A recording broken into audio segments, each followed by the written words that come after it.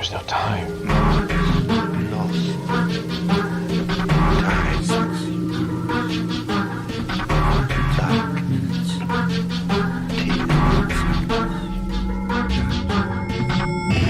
The time is 13 o'clock.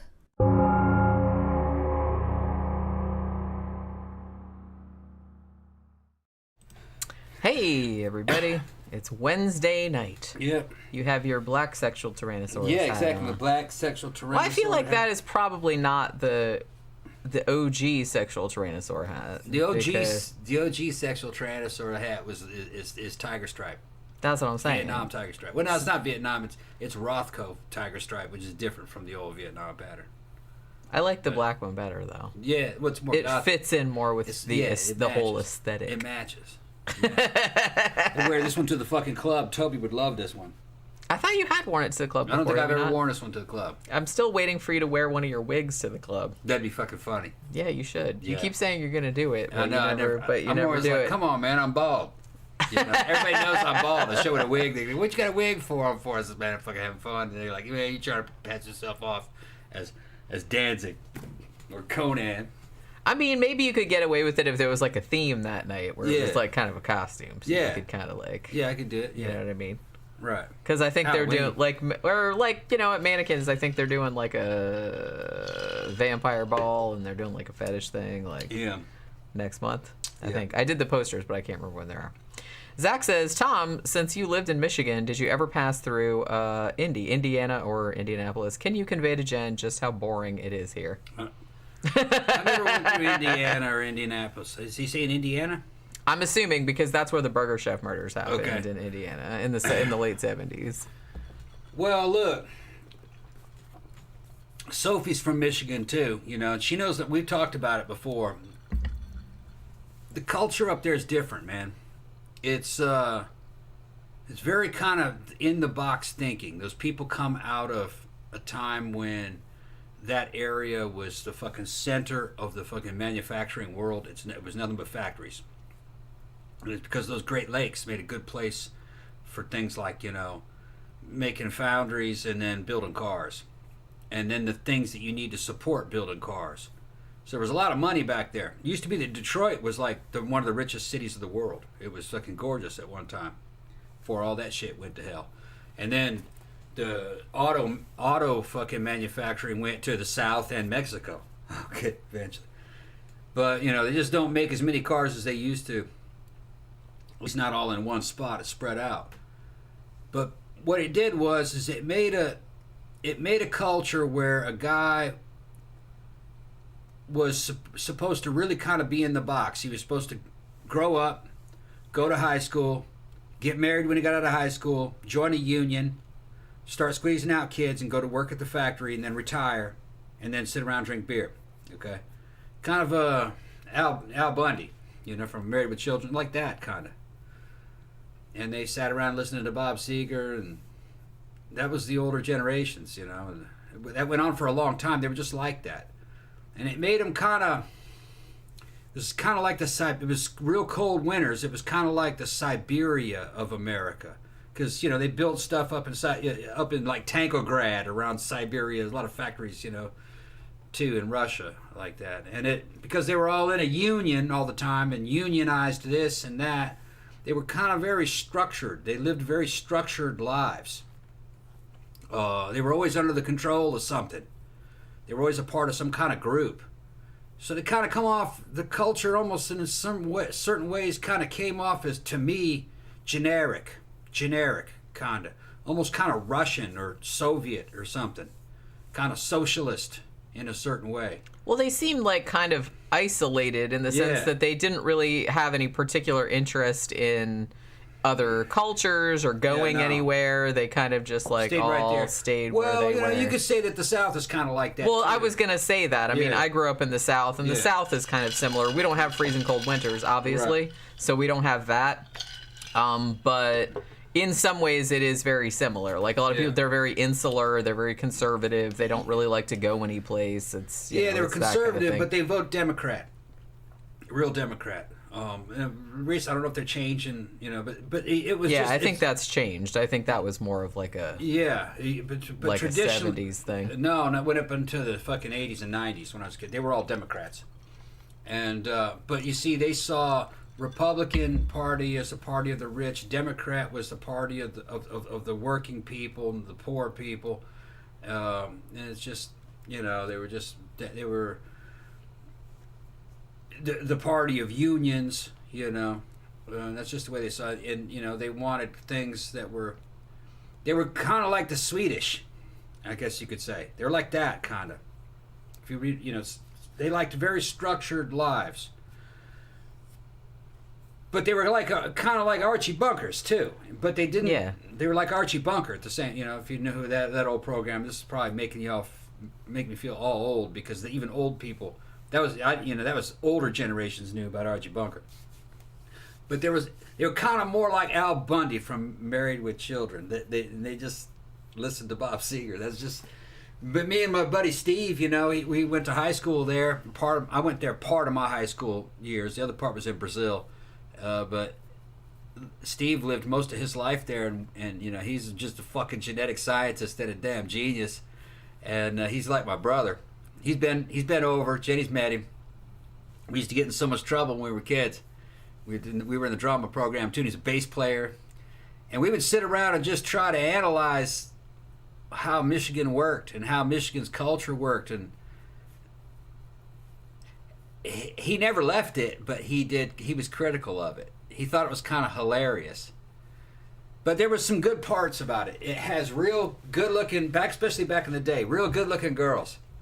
They were kind of bored, so if you were fun, you could make girlfriends real easy, like me and Steve did. People mostly left you alone. There was a lot of fun stuff to do. You could go to Detroit and go hang out in the goth scene, which I did. It was like something out of The Crow. That's why The Crow was set there, that first movie. Then it had nice mountains, and there was country. You could just get lost. It's like Canada.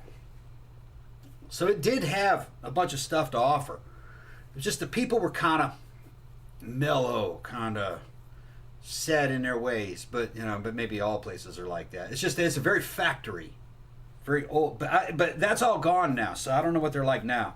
Yeah, that was a long time ago. That was that was 80s and 90s. Zach says, now it's nothing but corn and heroin use. Yeah, probably. I do kind of feel like a lot of the Midwest and stuff like that is it's like a lot of it's meth and a lot of Detroit, because there's nothing much to do there. There's nothing much to do. A lot of Detroit was returned to nature. They went and just bulldozed whole sections. That's what I'm saying. Yeah, there's like nothing. There's no jobs. There. There's not really economically not much going on. So a lot of people that have any prospects get the fuck out of there. Yeah, brain drain. Yeah, a lot of people left. Now, the surrounding suburbs evidently doing pretty well. But it's not manufacturing.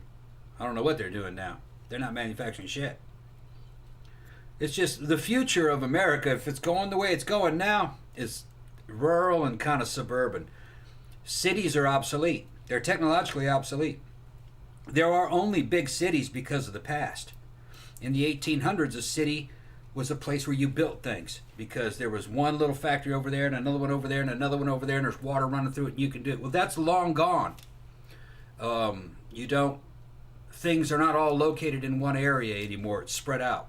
It was terrible for the fucking environment. New York was just a factory when it first started. Just a series of factories. Because of telecommunications, you don't need everything all in one spot anymore. So the future will kind of look like suburbs and rural. You won't really need city centers in the way that they did. The only reason why they're still there is because of downtown office buildings and the things that fucking support office buildings. And then those are going because people are working from home, online. It's cheaper. Give the fucking price difference to the employees instead of fucking paying big expenses on a big-ass skyscraper. So they're not going to do that, though. The CEO is going to take the difference. yeah, that's true. They'll just take the difference. They're not going to give it to the employees. Yeah, and then they'll knock when the fuck has that ever happened? And they'll knock that building down. But once those office buildings are gone, so those cities will vanish because everything in that city supports those office buildings. It's only a matter of time. It's a ticking time bomb. Some of these groups, Klaus Schwab and all those guys, it's called the Fourth Industrial Revolution, having to do with biotech and this and that, and all the old technologies going and all the old jobs are starting to vanish. And I used to think, oh yeah, bullshit. But then I think about it. A lot of the jobs that used to exist in the 80s and the 90s are gone. And if you look back a couple hundred years, they don't have dudes making wagon wheels. There were whole guys, their whole purpose in life, their whole future revolved around making barrels, wooden barrels. That's all gone. So, you know, we just make up these jobs as we go. Future jobs will be online and growing food, building things physical, plumbers. You'll always have tradesmen. The future's in trades, not going to colleges. They're not selling you anything you'll be able to use, really. The money will be in fucking plumbing and construction and shit like that. Zach says the benefit of growing up in this dump is I get to rag on it as much as I want. Yeah. Yeah. Yeah. It's not real fun there. It's fun when you're young. I liked it when I was young. Well, it's probably fun if you drink a lot and do some meth. But when you're young, you can make any place fun. As long as you got by drinking a lot. Yeah, and sex. As long as sex, drugs, and drinking. Drugs, and listening. Sure. Yeah. But you know. Well, I mean, I grew up in Daytona Beach, Florida, and it's like there wasn't fuck all to do there either. Every now and then there was like some little clubs and stuff, but not usually. And I didn't have a car for a long time, so I couldn't drive over here to Orlando or Tampa until I was a little bit older. You know, you basically just kind of had to sit in your room and listen to music and drink. So that was pretty much it. When you say the word Daytona to people outside of Florida, they're picturing paradise. Just because it's spring break. Yeah, like it's a constant party. It's kind of rural. It's not as rural as you think, but it's not rural. It's kind of suburban. It's suburban, but I mean, when I was growing up, I think I haven't been back for several years. I went there recently for VA stuff. It's nice. It's nice. I mean, they've done a lot to it, but it's got like the beach, and it's kind of still rednecky. It's not as rednecky as it was when I was growing up. Yeah, it's not. But I mean, a lot of the culture centers around NASCAR. Yeah. So it's improved a lot, probably since you were young. I was there. Yeah, I'm sure it has. There wouldn't be golf clubs there. No. You're gonna have now. In the late '80s and early '90s, there were a couple tiny. There was a punk club, but it was like a little shithole, and I don't think it was a punk club all the time. I think it was just like on weekends. Right. And there was a little bitty coffee house where like some punk and post-punk and like alternative bands would play sometimes. It was tiny. Yeah. But other than that, it was either rednecky shit like country bars, or it was real meat market kind of shit. Yeah. You know what I mean? People all dressed up to get laid and fight. Yeah, like basic bitch kind of. Bitch, it was like that. Yeah. It was like that. Yeah. Although you could have a party there, you could have a lot of fun. If you had money, you could have all your friends. Well, I mean, if you had money, and you could do great shit. That's the thing. If you have money, you can do pretty much anything you want. If you don't have money, you're kind of fucked. They developed it out. They have fucking housing complexes like this with fucking big mansions in there. It looks like something out of Miami Vice. I mean, it's a lot better than it was during when she was a little kid. I was there. Yeah, it was. I was there. Yeah. Well, I drove there. God, it was probably like a year or two ago. When was the last time my sister was here? I don't remember. No, it wasn't the last time. It was the time before, because I drove over there to see her, and we met up at the mall. And like, I was surprised at how much they had built there. I mean, there's a lot of it that's still kind of like shitty looking, but they have like tried to improve, especially kind of out toward like the edges. Daytona is not the main center of the action. That's something on the periphery. Main action is the I-4 corridor up where we used to live, about 20 miles up the road, 15 miles up the road, going all the way down to Orlando and then down to Tampa.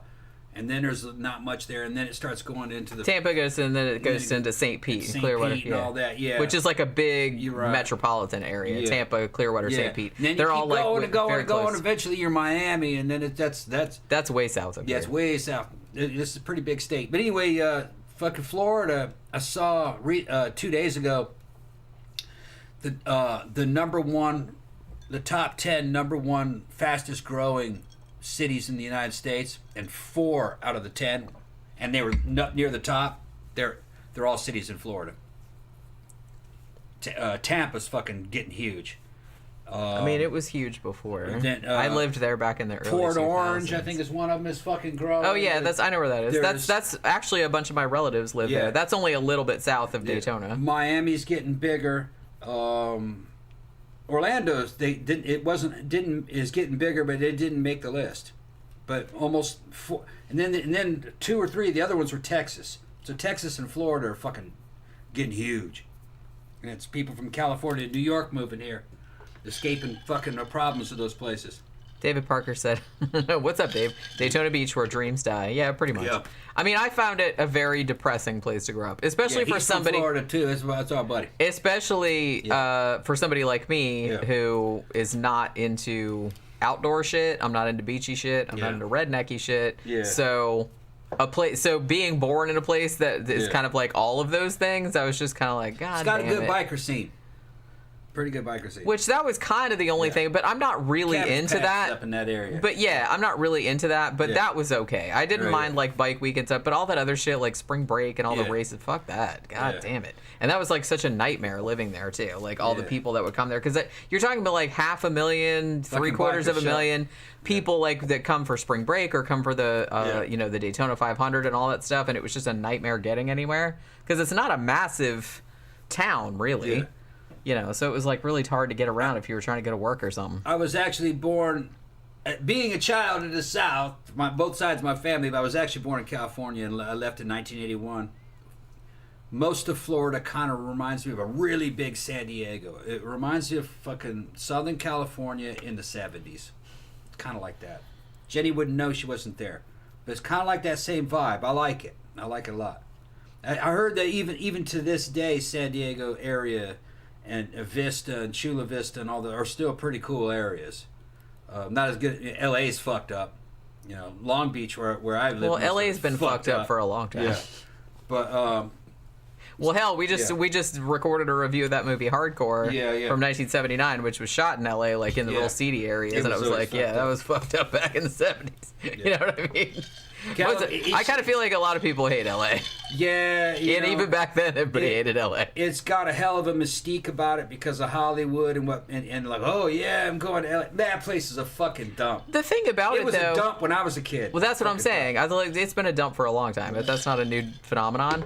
And to be honest with you, I have never, like, the whole West Coast, like LA and all that kind of stuff, that has never held any allure for me. No, I'm more in the East Coast. I like New York City. You know, I like that kind of vibe. You know, I was much more like a Velvet Underground kind of person rather than like a glam metal kind of person. Oh, I'd agree. You know what I mean? I'd rather live, when I was living in Massachusetts up in the Boston area and go to New York and Boston in between the two, I'd rather live over there than California. Even though I'm not really big into the cold weather and not really too much into that culture because I like a lot of outdoor stuff and like to shoot guns and fucking outdoors type shit.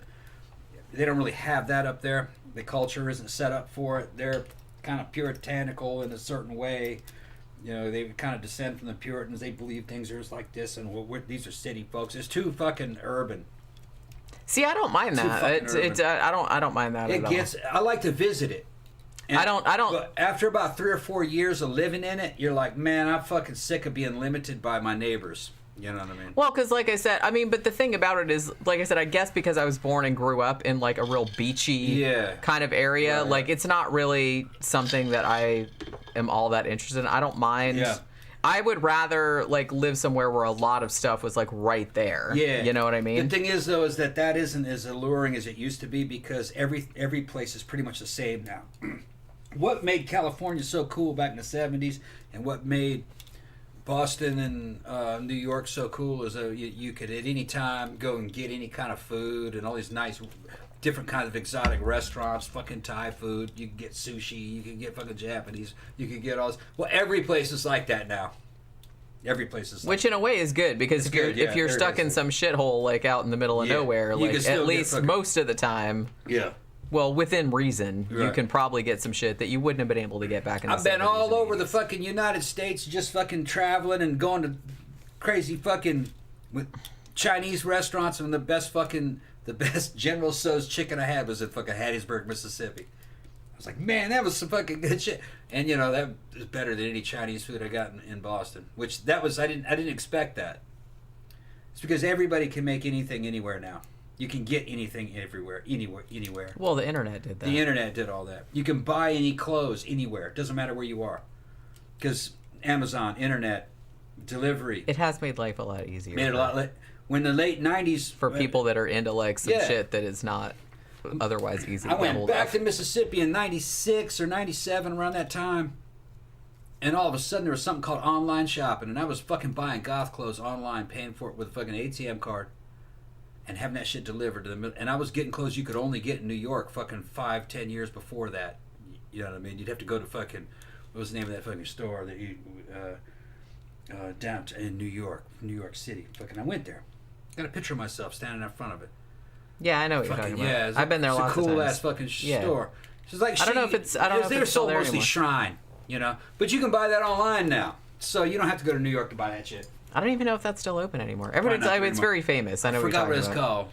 I'll probably remember it like 15 Yeah. minutes from now. Right. Or if DJ Maniac is here. Yeah, Maniac probably knows what it is. I got a picture of myself standing right out in front, smoking a cigarette, and fucking snow and shit. Yeah, I would go there. I would save up. Abba Zabbas or something or other. No, it's not. No, it's not. That's a candy bar. It's a candy, yeah. It just was just coming to mind. It just had a funny name. Kind of had a funny name. And they had a lot of good shit in there. They But- did, and it was a big place. Well, Yeah. that's what I mean. Every time I went there, I would always like save up so I could go Yeah. there and get some boots and some clothes and shit like that. Yeah. Yeah. Somebody said, John Smith said, from what I've seen, I always have the impression that Florida's a place you go when everywhere else has warrants out for you. To an extent, that is probably true. That is Florida probably has true. an outlaw. It has always had an outlaw vibe to it. Even going back to the pirate days. Well, yeah, we did a whole show about Yep. Florida pirates. Yep. And people break the law here. And there's different kinds of people breaking the law here. You have to understand that South Florida is Central America. It still is Central America. Now, people from New York are moving there trying to change it. But those people have been there for centuries. This was Spanish territory purchased by fucking Andrew Jackson. And South Florida is Central America. And you go in there and try to fuck with those people, you're going to get hurt. You watch a fucking series on Netflix called Cocaine Cowboys, and you'll see exactly. They would lock a dude up, give him fucking 20 years in prison, and then fucking 5 months later, they'd pull him over for fucking speed, and they go, "What are you doing driving a car? You're supposed to be in prison." Oh, I don't know, because they let him out. Because they just have a ways, you know, letting dude out the back door of prison to go be free, you know. Totally illegal. So just because something's legal or illegal, that doesn't mean it doesn't happen. It has... That area right there is Pirateville. It just still is. As long as you're not... The cops aren't going to bother you. As long as you're not out there fucking shooting a bunch of people and doing street crime. They'll come after you. But as long as everything is fucking copacetic, you make everything look good, it seems like they don't really care about you. You know. That one guy, he got pulled over by the cops. Fucking, he was on a date. He told the cop, this is back in the fucking 80s. He goes, "Look, I got $1.5 million in cash in the trunk and fucking pound of cocaine. Take it." The cops just took it. And he goes, "Have a nice night, sir." And he was wanted. So it's like Central America. And that's a good thing. I grew up in Brazil. All right. It's as long as fucking everything, as long as you're not violent, you're gonna be all right. All right. But you start fucking around with those dudes and their money, they'll hurt you. Zach says, rag on the West Coast all you want, but the Pacific Northwest is gorgeous. Yeah, I've never been there, but yeah, when I mostly say West, it's not so much like, because I know like Northern California is like gorgeous with the mountains and stuff. It's mostly like LA I'm talking about. Yeah. My sister lived in Seattle for quite a while, and she quite liked it there. But yeah, I've always thought like Washington State and stuff like that like looked really gorgeous up there. Let me put it this way. And I like that it rains all the time. I'm into that. Miami is like a very big, higher class South American or Central American version of New Orleans. All right, I lived in New Orleans too, or the New Orleans area. Past Christiana, Mississippi is just fucking 30 minutes to it. There's a Sylvester Stallone movie called Bullet to the Head. Go watch that. That's actually kind of fucking accurate. And also there's been some stuff, what was that, True Detective. They talk about shit that happens in that area. It has always had a strong kind of mob culture to it, going back to the pirate days and stuff. But guys from New York moved into New Orleans way back in the 50s. And they kind of took over, and that became part of the culture. And now they're kind of like southern version of mobsters. They're out there, and cops are totally corrupt, and it's a rough place, you know. But it's small. It's southern. It's weird. I don't recommend New Orleans. Some people go to the French Quarter to have a good time. I don't recommend it. It's dangerous. And if you go for the safer versions of going down to New Orleans, then you're not really seeing it, the true New Orleans. The true New Orleans, you're going to end up in a prison, a hospital, or a cemetery. That's what's going to happen to you. All right. Yeah, they had some of the roughest fucking projects you could ever imagine down there. All right, let's go. You ready to do the show? Yeah. Samantha B said, let's hear about the yoga shop. We're actually going to do the Burger Chef murders first because that happened earlier. What happened with this was that we did a show not too long ago, but we did a show called Fast Food Massacres, and I think we talked about like 5 or 6, but I had like a whole bunch of other cases on there that I had wanted to talk about, and we didn't have time to get to them because the show like ran really long, as usually happens. So there was a bunch of cases that I didn't get to, and I specifically wanted to get to these 2 cases, the Burger Chef murders and the Austin Yogurt Shop murders, because I had read and written a lot about them before. And so I was kind of sad, and somebody said, well, why don't you just like do that as a whole show like on its own? So I was kind of like, okay, let's do that. And finally it got the most votes in the Patreon poll, so I was like, woohoo, finally. And I thought this was probably a good time to do it because I feel like in July we haven't done any true crime. Yeah. We've done we did a pirate show, we did a show about Lewis Carroll, we did a show about the British Premonition Bureau, but we haven't done any true crime for a while. And you know, you guys know true crime is kind of my thing. I mean, I like the paranormal stuff too, and I especially like weird history shit also. But I mean, true crime is always kind of gonna be my favorite thing to do, is kind of depressing as it is, but you know, I like paranormal. That's what. Well, I know, yeah. But like I said, all month we've been doing not necessarily paranormal, but we've done like stuff that wasn't true crime. Yeah, you know what I mean. So I kind of felt like it was okay. It was good that we got back to that. Isabella says it looks like they put a name to the Somerton Man. Holy shit! I need to like look that up. No shit, really? God damn, that's been since what, Man. 1948? Yeah. That was right. They found his body. Oh man, I'm so that case is like so fascinating. Yeah. I made a shirt that says like who is Somerton Man with all the like shit they found around his body and stuff. But holy shit, I'm gonna have to look that up after the show if I remember. But you know, that's crazy.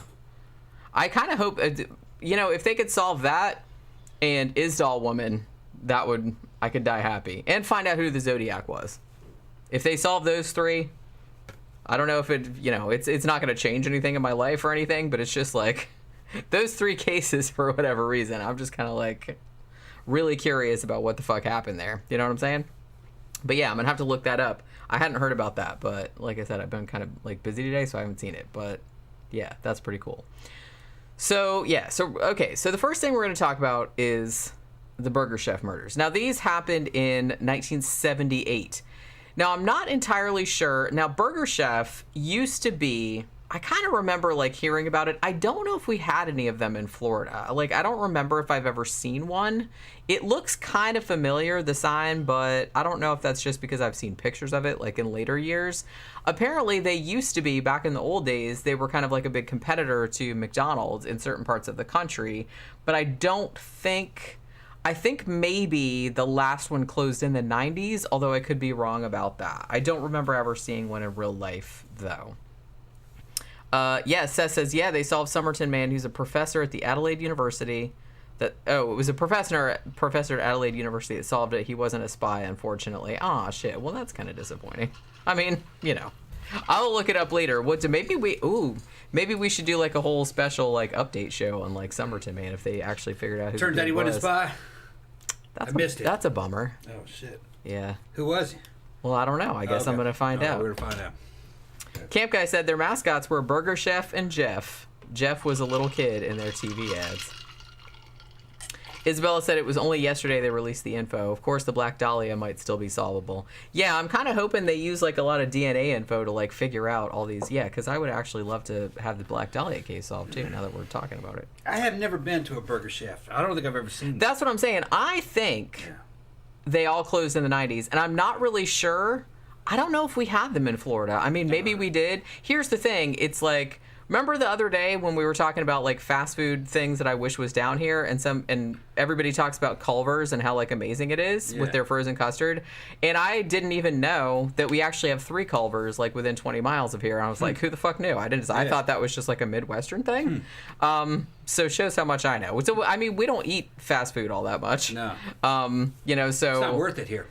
Well, and the thing is, there's not really that many around here, and 2, the only time we would ever stop is if we were going someplace like or drunk or coming back from the club or something like that, and it's usually McDonald's or someplace that's on the way, and there's not really a lot that's on the way.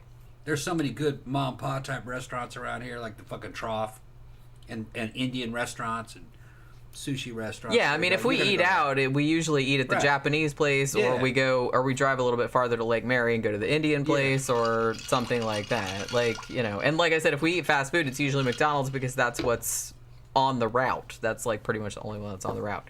So Burger Chef, I'm not really sure. Like I said, I think in some parts of the country, I'm thinking maybe the 50s and 60s, they were like a competitor with McDonald's, at least in certain parts of the nation. I've seen photographs of the interior and what they served. To me, it looked kind of like Big Boy, kind of like a prototype of Big Boy.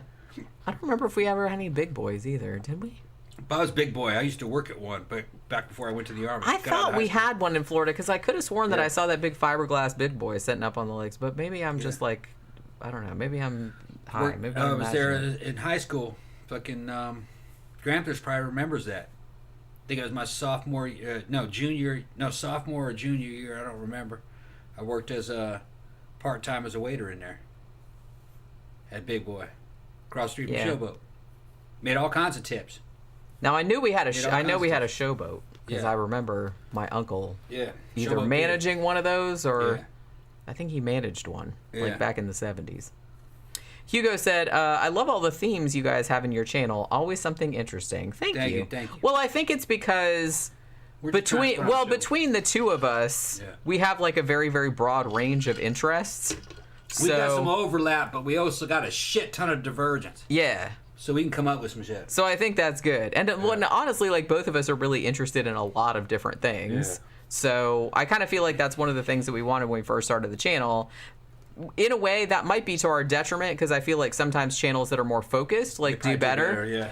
Because everybody's like, oh, if you want to hear about XYZ, you go to this place. But ours is just kind of like all over the place. But we kind of conceived it like that from the beginning because I said, well, I don't want to be limited because what if I want to do a show about this? And it's like, that's like, oh, that doesn't really fit in. And it's like, I don't want to get into that kind of situation. I can't be boxed in that fashion. The idea for the show was a personality-driven, kind of like fun show that did a variety of mysterious topics, but that we had good regulars that we talked to, and it was for a smaller crowd, not really a big crowd, just a smaller, more dedicated crowd. And shit, we've been around fucking 6 years now, huh? Yeah. 5 or 6 years, yeah. Actually, yeah. When did we start? We started in the summer of 2016. Yeah. We didn't really make a living at it, but it supplements. Yeah. So it'll be almost 6 years. Almost 6 years, yeah. Yeah, we're coming up on like 6 years we've been doing it. It's ridiculous. It is ridiculous. Yeah. And look how much we've expanded out, like with all the movie reviews. And honestly, I just started the new horror channel, and August 1st, I think it's gonna go up August 1st. I'm waiting to see. I'm pretty much I have most of the stuff that I wanted to put up. I'm starting another channel on August 1st. I think it's going to go live. Another website and another channel, and that's going to be all true crime. So I'm going to have an all true crime one, and I'm going to have an all horror one, and then we're still going to have this one. Yeah. Because I don't have enough work to do. I have to make more work for myself. It's the way I roll. That's how I roll. I can't help it. I feel like lazy if I'm not doing 40 things at once. It's an issue. But yeah, John Smith says, I miss Wimpy's, a fast food chain from my childhood. I remember there being a Wimpy's at... The first time I went to the UK in the mid-90s, there was a Wimpy's right by the Cardiff train station, because I remember eating there a couple of times. But I didn't know that was gone now, because I haven't been to the UK probably since 2009 or so. But I remember eating at the Wimpy's there because that was like a big chain over there. Yeah. And it's kind of like McDonald's or Burger King or something like that. It was very similar. Let's see. Tom should dress up like Robert Stack from Unsolved Mysteries. Oh, shit. If you could do the voice, that would be like super cool. I'd have to get high. Well, go for it. Now his voice, man, I can't do that. I mean, that's iconic. Yeah. That's iconic. You got to be born with a voice like that. You do. Zach says, first vid of yours I watched was the Golden State Killer update because I was watching a ton of stuff about it back in 2018. Yeah, that's right. Because we did the show about Golden State Killer before they caught him. Yeah. And then, like, after they caught him, after that's that D'Angelo fucker. Yeah. Then we did, like, an update I show predicted on it. his ass. Pretty much, I think we cut. I haven't gone back and listened to that show, but a his- lot of people, like, have messaged me and said, yeah, you called a lot of that stuff. Yeah, I called a lot about of that shit. I had a feeling of what kind of guy that was, because I knew he was either military or police, probably police. Yeah. Well, turns out he was both, wasn't he? I think he was a little bit. I think he was both. Yeah. Yeah. He was comfortable doing what he was doing. It's military, police. Yeah. Yeah. That's, I mean, crazy. So we got distracted by the whole Aggressive burger. motherfucker. Had that little dick. He had little dick syndrome. Yeah, he was That's what his problem was. overcompensating. I'm trying to big- overcompensate. Big time. Yeah. Big time. But yeah, so we got distracted by the whole Burger Chef issue. So I don't know. If Yeah. you still have a Burger Chef where you are, let me know. But I'm pretty sure they all closed in the 90s, but I could be wrong about that. Yeah, I'm curious to know if they were any good. I mean, I imagine they were probably like the same quality as Burger King at the time. I mean, this is the 70s. We're talking the late 70s that we're talking about when this 70s happened. food was good. I remember it. Yeah, but was it just good in the context of the time, or if you ate it nowadays, would it still be good? I remember, like, getting pizza back in the 70s. It was fucking fantastic. Round table. See, I always kind of wonder about that because, yeah, we had a good local place, pizza place that was good, but I kind of wonder if I ate there nowadays, would it be anything special? It was real buffalo mozzarella. Shit would stretch out like that and fucking cheese that high on it. The shit was good, man, down in California. I remember Pizza Hut was good back in the 70s. It was a sit-down Well, restaurant. it was a sit-down restaurant. Yeah, it was I just used to. I mean, great. I don't even remember if the pizza one is any good. I was just Yeah. used to like to go sit down and like play Pizza's with the good. jukebox and stuff. Yeah. You know what I mean? And get those big fucking man. things of Mountain Dew. Seth says, first episode I watched was about Houdini. I love that one. That was honestly one of my favorite early episodes. I don't think it got as many views as some of the other ones because who the hell cares about like Houdini, like fighting the spiritualist and all that seance, Yeah. but I love that kind of stuff. Yeah. I love that kind of stuff. Next Dimension Media says, first show I listened to of yours was Logan's Run review. You guys did a great job. Been tuning in ever since. Thank you. Next Dimension, the shirts got delayed a little bit. We got to wait on new Yeah, we shirts. got the wrong kind of ink. Yeah. So I had to order. I got acrylic ink instead of fabric ink. Right. So I had to order another thing of Yeah, I ink. shot the shit, and the shit came out discolored, and I was like, what the hell's wrong with this? I tried to cook it, it boiled, because he cooked it with the heat gun.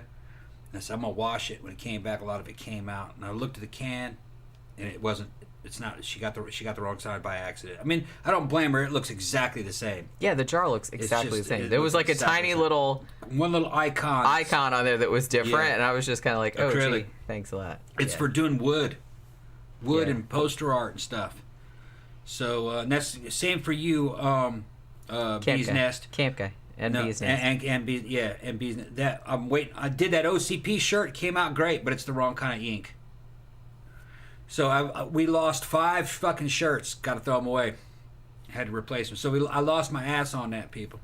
I could have sent that shit. It'd have been fucked up though. The Yeah, I was like, yeah, the we're not image would have. sending The that. It looks images would messed have. up. The images would have come off over time. It's not that big a deal. I mean, Yeah, the it shirts was- aren't horribly expensive. It's like I order them from Jiffy Shirts all the time, and Yeah. they're really fast. So you know, Yeah. I was more pissed about the ink because I paid a lot for that ink, Yeah, it and was then I did $30 worth of ink. Yeah, it was like a $30 jar, Big and then one. like, She got a big one. Yeah. Oh yeah, I got it. And then it's and then it wasn't the right kind. So then I had to Yeah. go, and then I went back to Amazon, and they didn't even have any fabric ink that was white, so I had to go to Blick and get ink from them. So I had just got a smaller one because I'm like, look, I can't fucking afford this. You're So the right. one they had was like only $10, Yeah. but then the shipping was like another $10. So you know what I mean? All right, let's get down to this fucking case. I mean, shit, man. Fucking. Oh, everybody's you going like, yelling "Where's at the me case?" about it? No, it's just the situation. Not yelling at you. It's the situation. We gotta. You're the one that's like been talking about random shit the whole Oh, time. hey, I've been drinking. I've been drinking. We gotta get down to this That case. should always your excuse. Gotta All get right, down so to this the case. Burger Chef murders. Those are the one we're going to talk about first. Like I said, we'll do the Austin yogurt shop murders like second. But this was something that happened in 1978 in November. in Speedway, Indiana, where actually that's where the Speedway is, like where they do the Indy 500. I don't know if a lot of people know that there's actually a town there, but yeah, Speedway, Indiana. So that's where this happened. Now, initially, here's the kind of shitty thing about this case. It's still like kind of unsolved. I kind of feel like they probably know who probably did it, but the people who did it allegedly are dead, so there's not really any way of closing the case. The shitty thing too about this one was that the police really dropped the ball on this one. They really didn't take it seriously at first because they thought it was something else or it wasn't really that big of a deal. And then like later on when it turned out it was a quadruple homicide, by the time that happened, like a lot of the evidence was gone, and so they didn't really have much chance of solving it. And, you know, later on, like, some cops did come forward. Yeah, we fucked that up. I'm like, yeah, you did fuck that up. You did fuck that up. But, you know, we'll get into that. So, November 17th, 1978. And it's a little after midnight. And there's a guy named Brian. And he's driving back to his house, which is in, as I mentioned, Speedway, Indiana. Now, he worked at the Burger Chef. But he wasn't working that night, but he did work there. So he's like, you know what? I'm going by the Burger Chef. I'm going to stop by and see my friends that work there. And because it was, you know, a little bit past closing time. So he's like, maybe they need some help closing up or whatever. And I can just stop and say hi to them. So when he gets to the Burger Chef, he goes in and the restaurant is empty. Like there's nobody there. It's past closing time. Like I said, it was probably about an hour past closing time at this point. I think it closed at 11 o'clock. It wasn't locked, though. The place wasn't locked, but nobody was in there. Now, that night, there were 4 employees that were supposed to be working their shifts. Jane Fright?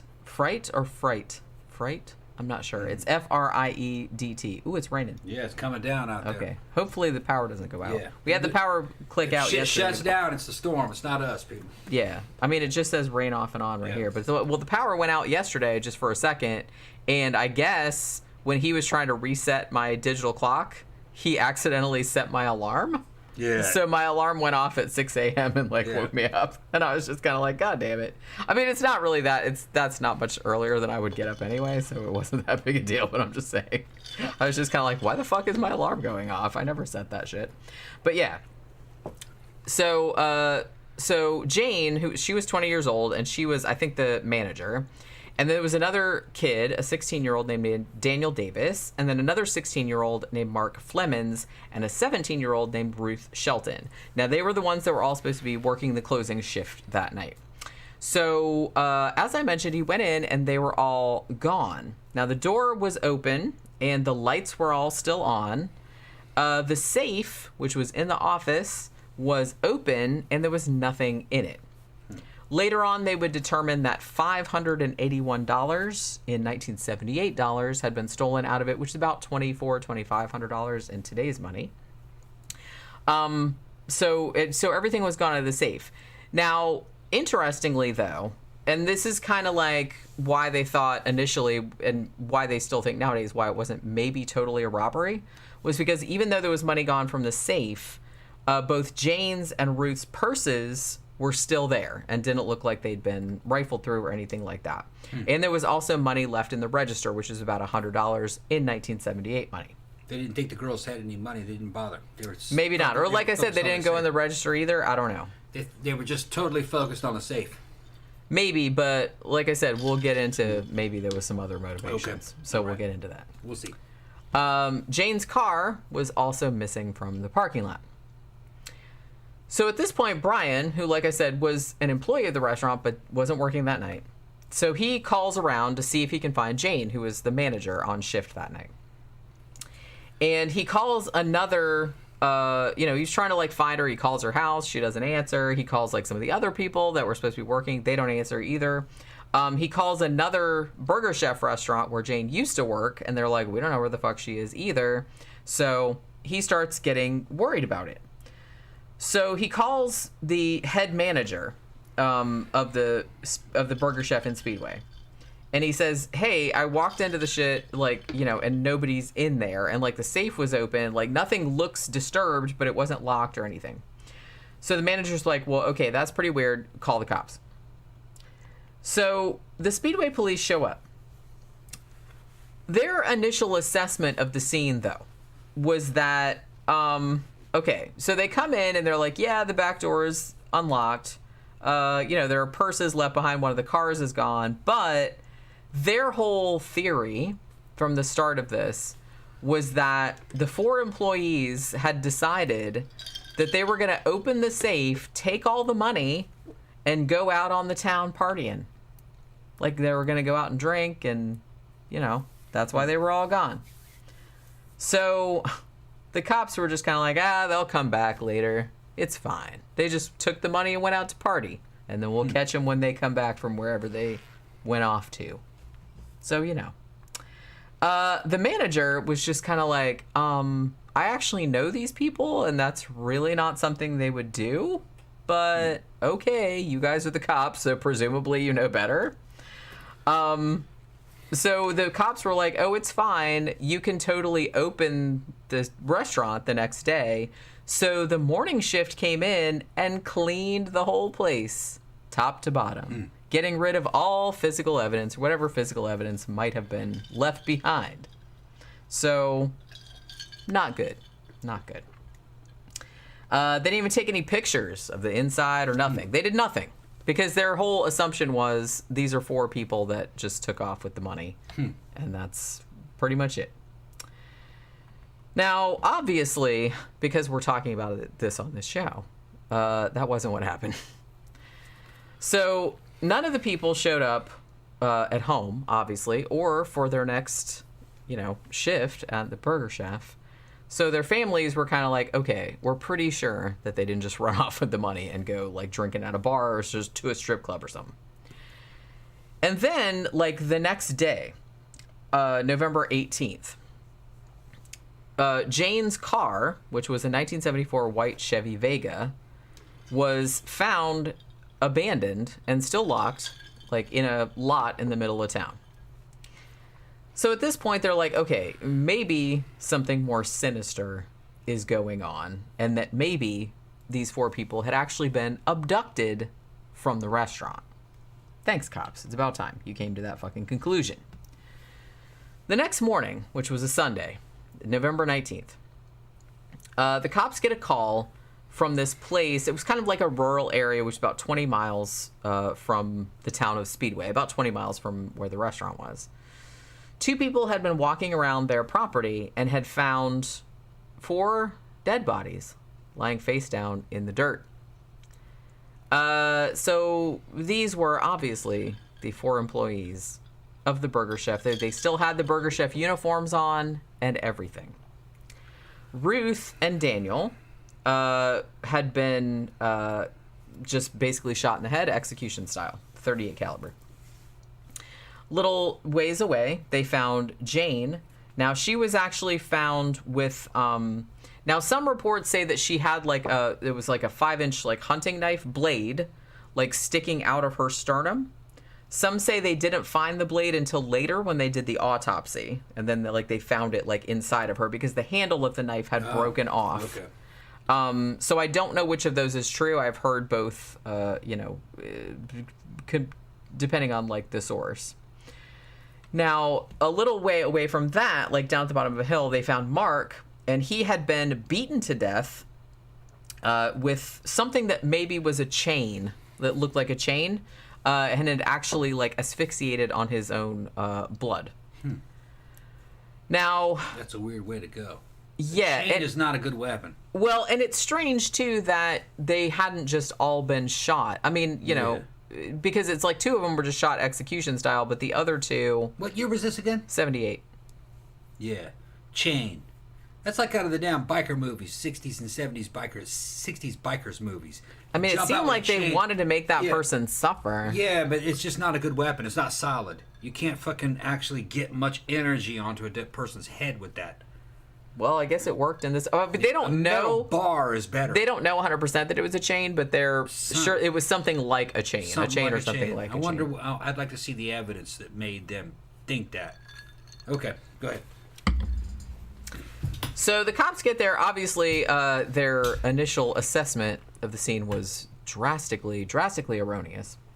But they didn't really do that much of a better job when they actually like found the bodies. All kind of like shit. Just they had people like coming over to the crime scene. They like took some shit from the crime scene without realizing it. It's just like, you know what I mean? It was just like a shit show. So now what they assume, now this isn't completely stupid because they think this is probably, you know, they thought this is probably what happened. They said, well, obviously this was a robbery gone wrong. Like, you know, somebody came in to rob the place and maybe these people fought back or maybe there was something else going on and like they took them. I mean, the fact that they would take them 20 miles, that seems a little bit more than just a robbery gone wrong. You'd think that if it was a robbery gone wrong, they would have just shot them at the site. But, yeah, I don't really know. Now, the sad thing about this, I mean, other than everything about it, which is sad, but Mark, one of the victims, wasn't actually supposed to be working that night. He had, like, filled in for somebody else. So because he wasn't supposed to be there, and they thought that maybe this was a robbery, they said, okay, well, maybe what happened was that the robbers had planned this, but they didn't plan for that specific guy to be there. And maybe that specific guy recognized them. And so the robbers were like, okay, well, we have to kill all of them because of witnesses, because they know who we are. So that's kind of like the theory that they were going on. As I said, all of them still had their Burger Chef uniforms on. They had not been robbed. A lot of them still had jewelry, watches, like cash in their pockets, all kind of stuff. So obviously it wasn't, you know, even though the robbers or whatever, the murderers had taken money from the safe, they didn't take anything off of the people, which is interesting. So, yeah. Now, what ends up happening with this? So the cops are like, okay, well, now they're looking for information about anybody that might have seen anything because otherwise they didn't have shit all to go on. So on the same day that the bodies were found, after they kind of put out a call for information, this teenage boy calls the cops and he says, you know, I saw these two kind of suspicious looking dudes hanging around the Burger Chef restaurant like before it closed, like on the night that the murders happened. Now, according to this guy, the people he saw, it was two guys. They were both white guys, probably about in their 30s. And he said that these two guys had come up to him and his girlfriend. They said they were sitting in the parking lot of the Dunkin' Donuts, which was next to the Burger Chef, and told them that it's like, this is the quote. Well, he said, you have to get out of here because there has been lots of vandalism going on. Like, so they told him and his girlfriend to leave, like they were sitting in their car. So this kid tells the cops, he's like, okay, one of the dudes had a beard. The other one was clean shaven and had blonde hair. He said the guy with the beard was the one that did all the talking, but he held up like a handkerchief in front of his mouth, like while he was talking, almost like he didn't want to be recognized or he wanted to try and cover his face or something like that. So they did some composite sketches from the descriptions, and then for some reason, they don't, because normally they wouldn't usually do this, but they got like some forensic artists to do like life-size clay sculptures of the suspects. They had some money to pass around, didn't they? I get, like, why would they do that? That seems like very strange. And if you've ever seen, like, it's the 70s. If you Google it, those clay busts are really freaky looking. Yeah.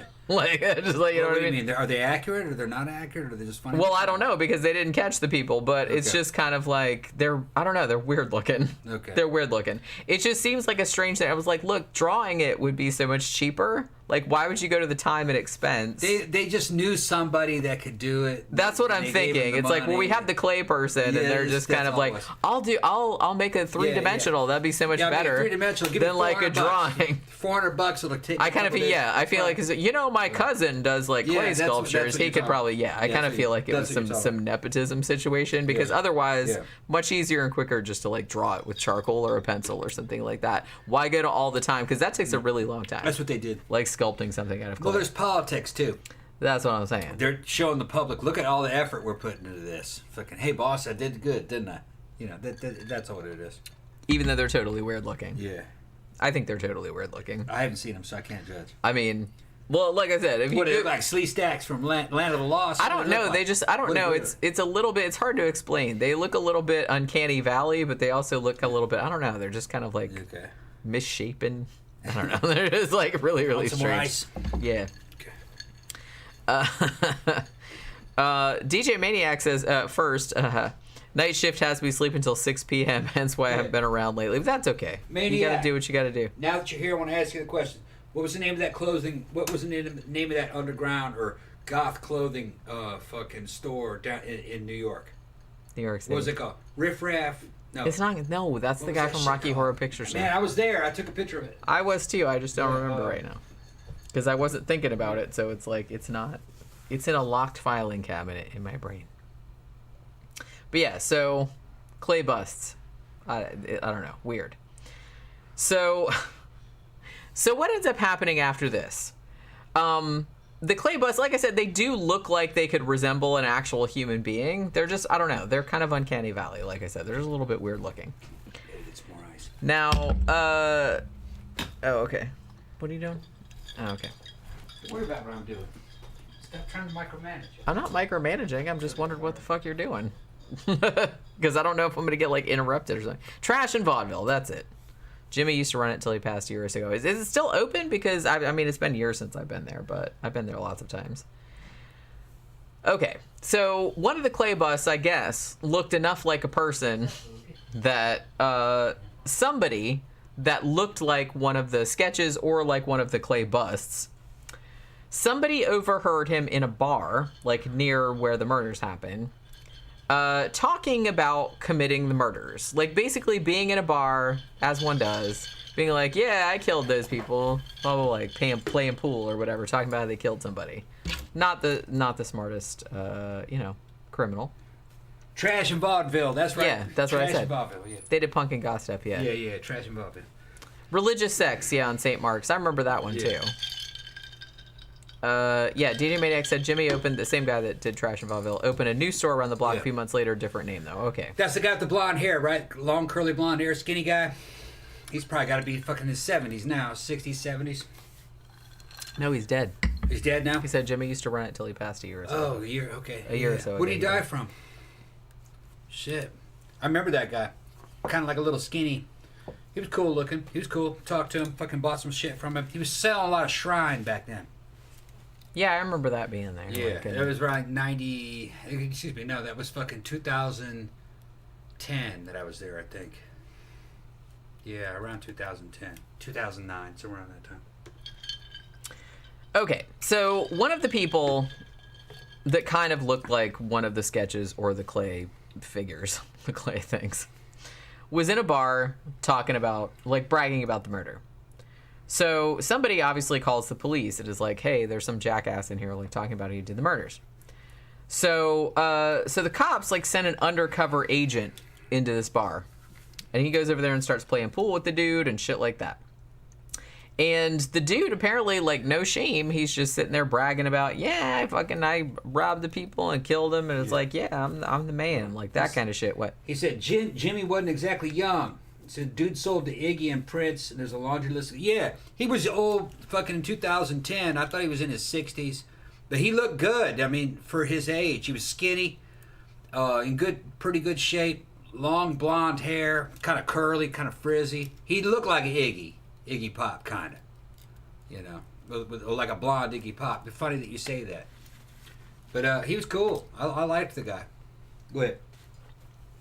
Oh, may I? You can go. I'm done. All right. So obviously, the cops are kind of like, well, since it's an undercover cop, and this guy is like saying, yeah, I robbed the people, and it's like, look, I busted them all up, like breaking a pool cue and all this other kind of shit. So the cops arrested him and bring him in for, interrogation. But once they bring him into the police station, he's like, man, I didn't have anything to do with that. I was just like bullshit. I was just talking. They gave him a polygraph test, and he supposedly passed it. Although I think back in the 1970s, I feel like the polygraph test was maybe more looked at with more authority than like nowadays. Like now you pass a polygraph test, everyone's like, big deal. Like a lot of people can pass polygraph tests and they're still guilty. But because he past it, they were kind of like, oh, guess it wasn't you. So they let him go. But while he was there, he's like, oh, but I didn't do it. But I do know, like, all these people that are involved in, like, this robbery gang that go around, like, sticking up a bunch of, like, fast food places. So going on these leads, the cops eventually locate this dude who looked like the bearded guy that the teenager talked about. Now, he lived in a town nearby. I don't think he's ever been named, not that I could ever find anyway. So he looked a lot like, the drawing and the clay sculpture, kind of. And he didn't actually have an alibi for the night that the murders occurred. And a guy that he knew, who I think lived next door to him, had blonde hair and looked just like the other guy that they had made, like, the clay statue of. So the cops are kind of like, to the bearded man, they're like, hey, why don't you come in for, like, a lineup and we'll see if some of the witnesses can identify you, like the 16-year-old witness. He shows up for the lineup and he shaved his beard off. Which seems a little suspicious. I mean, you can't, like, convict somebody on that, but again, seems a little suspicious. So the cops are just kind of like, look, if you guys will tell us what you know, like, we'll give you a plea deal. But neither one of them would talk, and they didn't have any hard evidence, because, like I said, when they first investigated the crime, they had, the restaurant got cleaned. They didn't have any physical evidence. So they basically just had to let him go. Now, so that was kind of one line of inquiry they were pursuing. This other line of inquiry was that, and I think this same kind of thing would come up in the Austin Yogurt Shop murders, if I'm not mistaken, although I don't think there was anything to it. But they were talking about, they're like, oh, well, maybe out of this particular burger chef, one or more of the employees of this restaurant might have been dealing drugs or knew somebody that was dealing drugs. So maybe it was like some kind of drug kind of thing. Because what ended up happening was that Jane, who had been like the assistant manager who was working that night, her brother, whose name was James, was later arrested on cocaine charges, like a couple of years after the murders. So for a while, cops were like, oh, well, maybe he was dealing drugs back then at the time, and, like, the robbers had come in, like, threatening her, like, because of something he did or some shit like that. So so they brought him in for questioning, but they couldn't really find anything about that either. But they did find out, like, maybe there was something to this particular angle. Because what happened 6 years after the murder occurred? This was in November of 1984. The cops in Speedway get a phone call from this dude named Donald Wayne Forrester. Now, he was calling from a prison, the Pendleton Correctional Facility, and he had just been put in prison for 95 years for rape. Now, he was 35 years old. And he basically says to the cops, I'm the one that did the Burger Chef murders. He wanted to confess to it. Now, the cops were kind of like, yeah, sure you did. Because the thing about it was that they knew that this dude, Forrester, he was going to be moved from, he was in a state prison in Indiana, and he was going to be moved to another prison called Michigan City. And because he was a sex offender, they said, yeah, the prisoners at Michigan City are, like, well known for not being, like, super understanding about people that what. Hold on 1 second. I want to show my boy. That was me outside trashing vaudeville. Man, I look like a baby, and it was only 10 years ago. Jesus Christ. Okay, go ahead. You look like our friend Matt. Yeah, I look like Matt in that You look photo. like Will Swole. Look like Little Swole. Yeah. Okay, where was I? I got pictures of me in Central Park doing a photo shoot. Me doing a photo shoot in Central Park.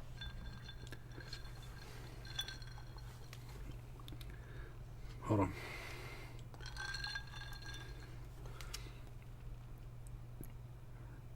Notice those fucking bridges? Good deal. Okay.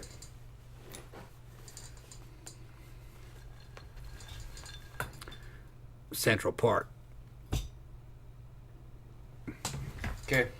You sure? That's it. You sure? I'm giving it to showing my boy. You sure you're done? Show my boy. Show him. Jenny's fucking with me. I'm sure. Well, you know, I'll show pictures of you. I gotta check. Well, okay. Can I please get on with what I was talking I got about? some beautiful ass photographs. I realized that fucking. I go, God damn! I remember that photo shoot. I got some fucking pictures of Jenny that are so fucking cute. Okay, go ahead. Go ahead. May I? You're not gonna interrupt me again, are I'm you? not gonna interrupt you. Are you sure? Yeah. Okay, because I lost my place before. I know we have to make everything all about you, but No, it's like, you know what I mean? stop it. Stop it. Yeah. All right.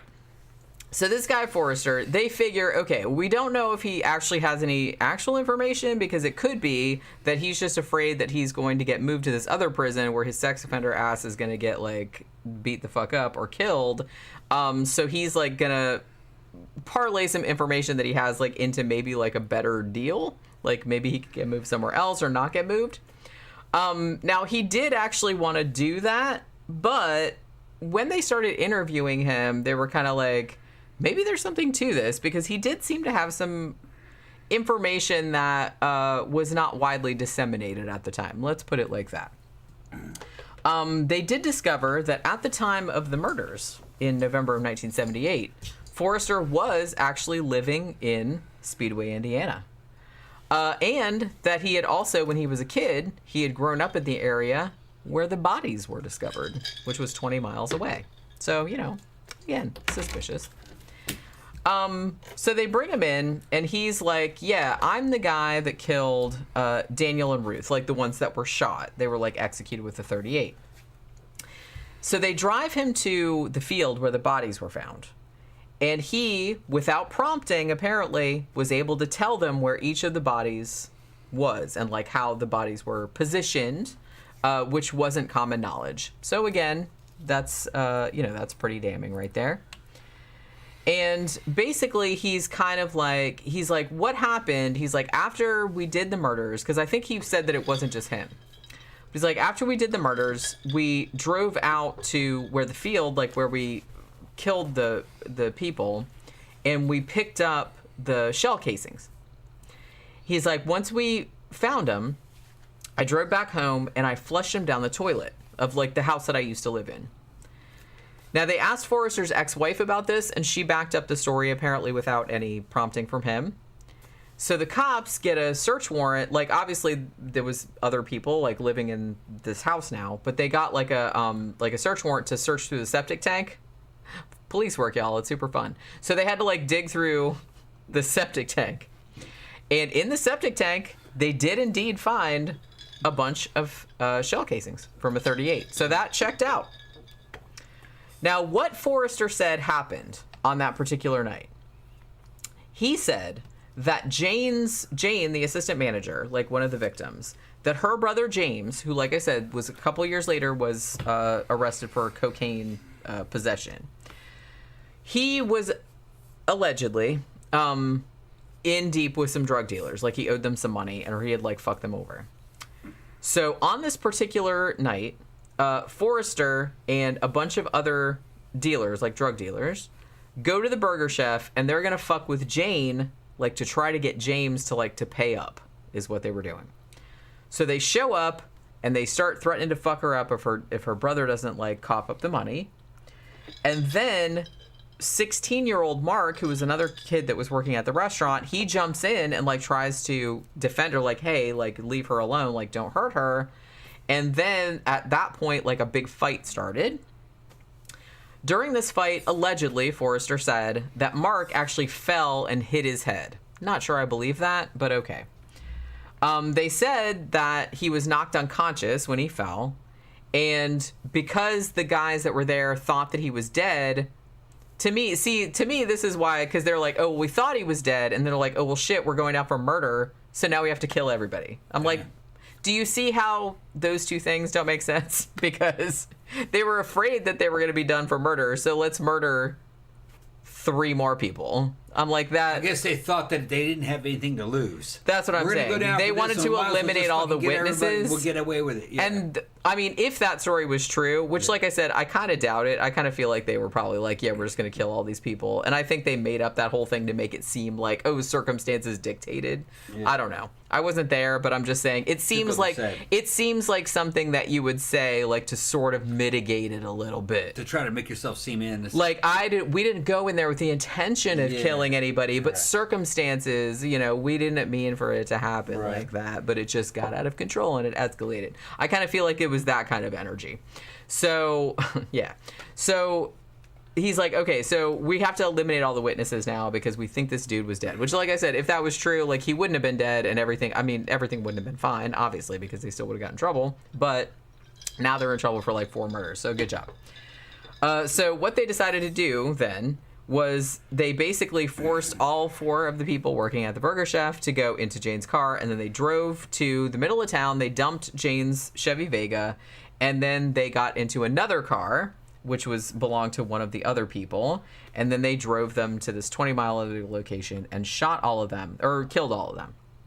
Now, at this point, I mean, this seems pretty definitive. So the cops are kind of like, okay, well, this dude was definitely involved.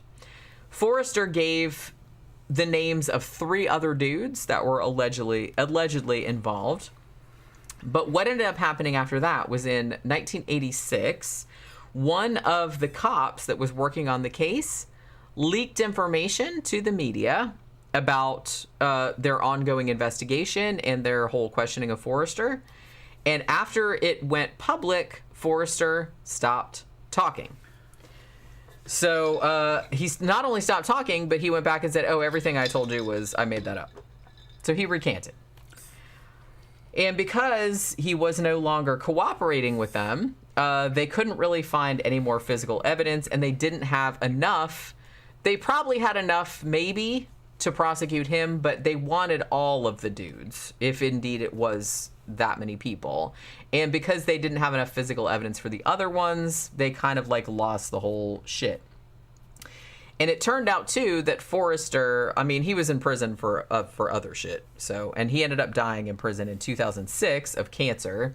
So they never did figure out if he was actually the one that did it, if there was other people involved, or if he was just like full of crap because he didn't want to get moved to the other prison. So again, this is, even though they're pretty sure, like he did know a lot of information about that checked out, that doesn't necessarily mean that he did it, but it seems like pretty, and I don't think anybody else has really come forward. Now they still get tips about it, like to this day. This is a pretty famous case in Speedway, obviously, because it's a pretty small town and they don't have a lot of other crimes. So they're kind of like, just like in a lot of other, kind of big like unsolved murders, they're kind of looking into using like DNA technology. Also, I think recently, like 2018, 2019, something like that, they actually released like some previously unpublished photos, like from the scene, like of the knife blade that they had found in Jane's sternum, just in the hopes that someone would recognize it and they would be able to get like new leads and everything. But other than that, there has been like nothing new since then. And like I said, if it was Forrester, like he's dead, like he died a long time ago.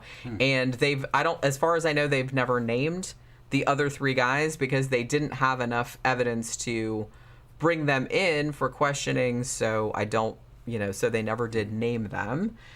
So even though that seems like a pretty, seems like a pretty plausible scenario, but the thing is, though, is he could have read about that case and then made up a situation. That's what I'm saying. To place himself in it. There's no way of actually knowing he did that. Because he did have motive for making something up. Well, and it's just kind of a case where that's the thing. This is something you always have to contend with, is like, there's always going to be somebody that confesses to shit. Yeah, they did find the shit in the septic tank and all that, and he did know where the bodies were apparently. But like I said, I wasn't there, so I don't know if the cops maybe like gave him that information and he was just like gave it back to them. That's what I mean. Like you don't really know because you weren't there. And then there are a lot of guilty people that will confess to other shit that, and when you really look down to, you really look into it, you're like, that probably didn't go down that way. And I'm always fucking reminded of Albert Fish. Albert Fish was a maniac. Some of that shit he really did. But some of the stuff that he talks about, there's no evidence that actually happened. There's a chance that Albert Fish lied a lot. Serial killers lie a lot. Well, they are pathological liars. Well, they're self-aggrandizing. Yeah. And I think a lot of it, too, is that because, I mean, particular kinds of serial killers, because so much of their pathology is based around fantasizing and, like, kind of building this whole other identity. Right. A lot of times, I don't know if they actually know or if they can actually distinguish between shit they actually did and shit they just imagined or wished that they did. Like, we know that he ate a little girl. Okay? Yeah. We know that he did a bunch of stuff. Yeah. But he said some stuff that there's no evidence for. That he basically bit some mentally challenged dude's dick off. There's no evidence of that. No one's come forth with that. He also said that this is Albert Fish, said that he found a little black boy and beat him up and then raped and ended up killing him. There's no evidence of that. There was no little... I mean, it doesn't mean it didn't happen, but... It's just that there's no body. There's no body, There's no complaint. Fish probably thought he could just make up anything. And they'd be like, oh, all right, yeah, I guess you did do that. Because he had a Jesus complex. He thought that the more he suffered, the greater he was. He was a masochist like crazy. Yeah, so as all those needles he stuck into his taint will attest. Yeah, he put needles up in his taints and shit and leaving them there. So he would make up all kinds of things about himself. And no, if he was killing little children, black or white, there would have been bodies. There would have been records, and there wasn't. Although he did eat some little girls. But that was easy to prove. Yeah. In that case. Well, that's right. And I think they magnify what they do a lot. Yeah, and I think that's what's frustrating about like a lot of serial killers is, like I said, I kind of feel like, they do heinous shit. But then they lie about doing heinous shit. Well, because they have like they have a really active fantasy life. Well, look at somebody like BTK, Dennis. Yeah. Dennis obviously did a lot of the shit that they... he did all that stuff. But he had like lots of projects that he wanted to do, that he fantasized about, that he wrote about, that he never did. Right. So I kind of feel like they have this whole, it's fucked up. Like normal people have fantasies about, oh, I'm going to do this and that and the other time I'm going to write that novel, I'm going to do this and that and the other. They have fantasies about, I'm going to build a torture dungeon and I'm going to like hang a woman upside down by her ankles and like eviscerate her. They have like fantasies like that. So sometimes they do the shit. Sometimes it doesn't work out the way they want it. Yeah. Sometimes, and so a lot of times, like some of the stuff that they say, they have kind of like a fucked up. They have a weird thing where how some people will pretend they're Navy SEALs or say they have degrees they didn't that's what they're doing. Earn, or like say they speak languages they don't speak. Yeah. It's like that, but with killing people and torturing people. Like they're coming up with like real creative shit that they probably didn't do. Yeah. You commit a crime, there's going to be residue and evidence left behind. Yeah. You at least have missing persons. Now, there were a lot of missing people. But no, what he would described, they would have known. People would have noticed that. I mean, you'd think. It was a different time, I'll give it that. But it wasn't that different. It wasn't that different. I mean, still, if you left some bodies laying around, somebody was still going to do something about that. You couldn't go out and rape and murder little black children and not fucking call attention to what you were doing. Fucking cops back then were like, who's killing all these fucking little black kids? It wasn't... You just couldn't do anything. No. Yeah. No. I mean, you could get away with a lot more. That's true. Yeah. But you couldn't get away with just like anything. Like you said. The reason why you got away with a lot more is they didn't have forensic science really nailed down. But they would have noticed there would have been, records. hey, this woman, her child's missing, and this woman, her child's missing. It was all around the same time, and the shit's suspicious, and no. Kids didn't go missing and unreported. Every mom reported their kids missing. Stop it. Yeah, I mean... Yeah, stop it. Yeah, 99.999 times out of 100. It's not like I'm black and I'm not going to report my child missing. No, that didn't happen. Never happened. They always went to the authorities. Yeah, but that's still your kid. That's your kid. Their moms. Yeah, right. I mean, unless the kid was an orphan, right, or ran away from somewhere and didn't have parents. That's not what. Somebody missed that child. Yeah, it's a child. Yeah, and that is not what Albert Fish is describing. Yeah, I found a little black boy and we had sex and then I killed him. No, there's no missing. Where's this? Like I said, that was probably that didn't happen. That was something he wanted to do. He fantasized about that. And he just never got around to it. He fantasized about a bunch of shit. So, and it's, okay, well, we're using him as an example, an extreme example. You can't trust these... You can't trust fucking killers, especially when they're locked up. Well, look at fucking Henry Lee Lucas, for Christ's sake. We did a show about that motherfucker, didn't we? That motherfucker was a liar. They did a whole documentary about that motherfucker. He killed people. He killed his mom. He killed, I think, maybe 2 or 3 people, which is bad. Right, yeah. But he confessed to every fucking murder that was unsolved. Yeah. Yeah, I did that shit. I did that one too. Once you have one life sentence and you're happy with that, because he was happy to be in prison. He liked it.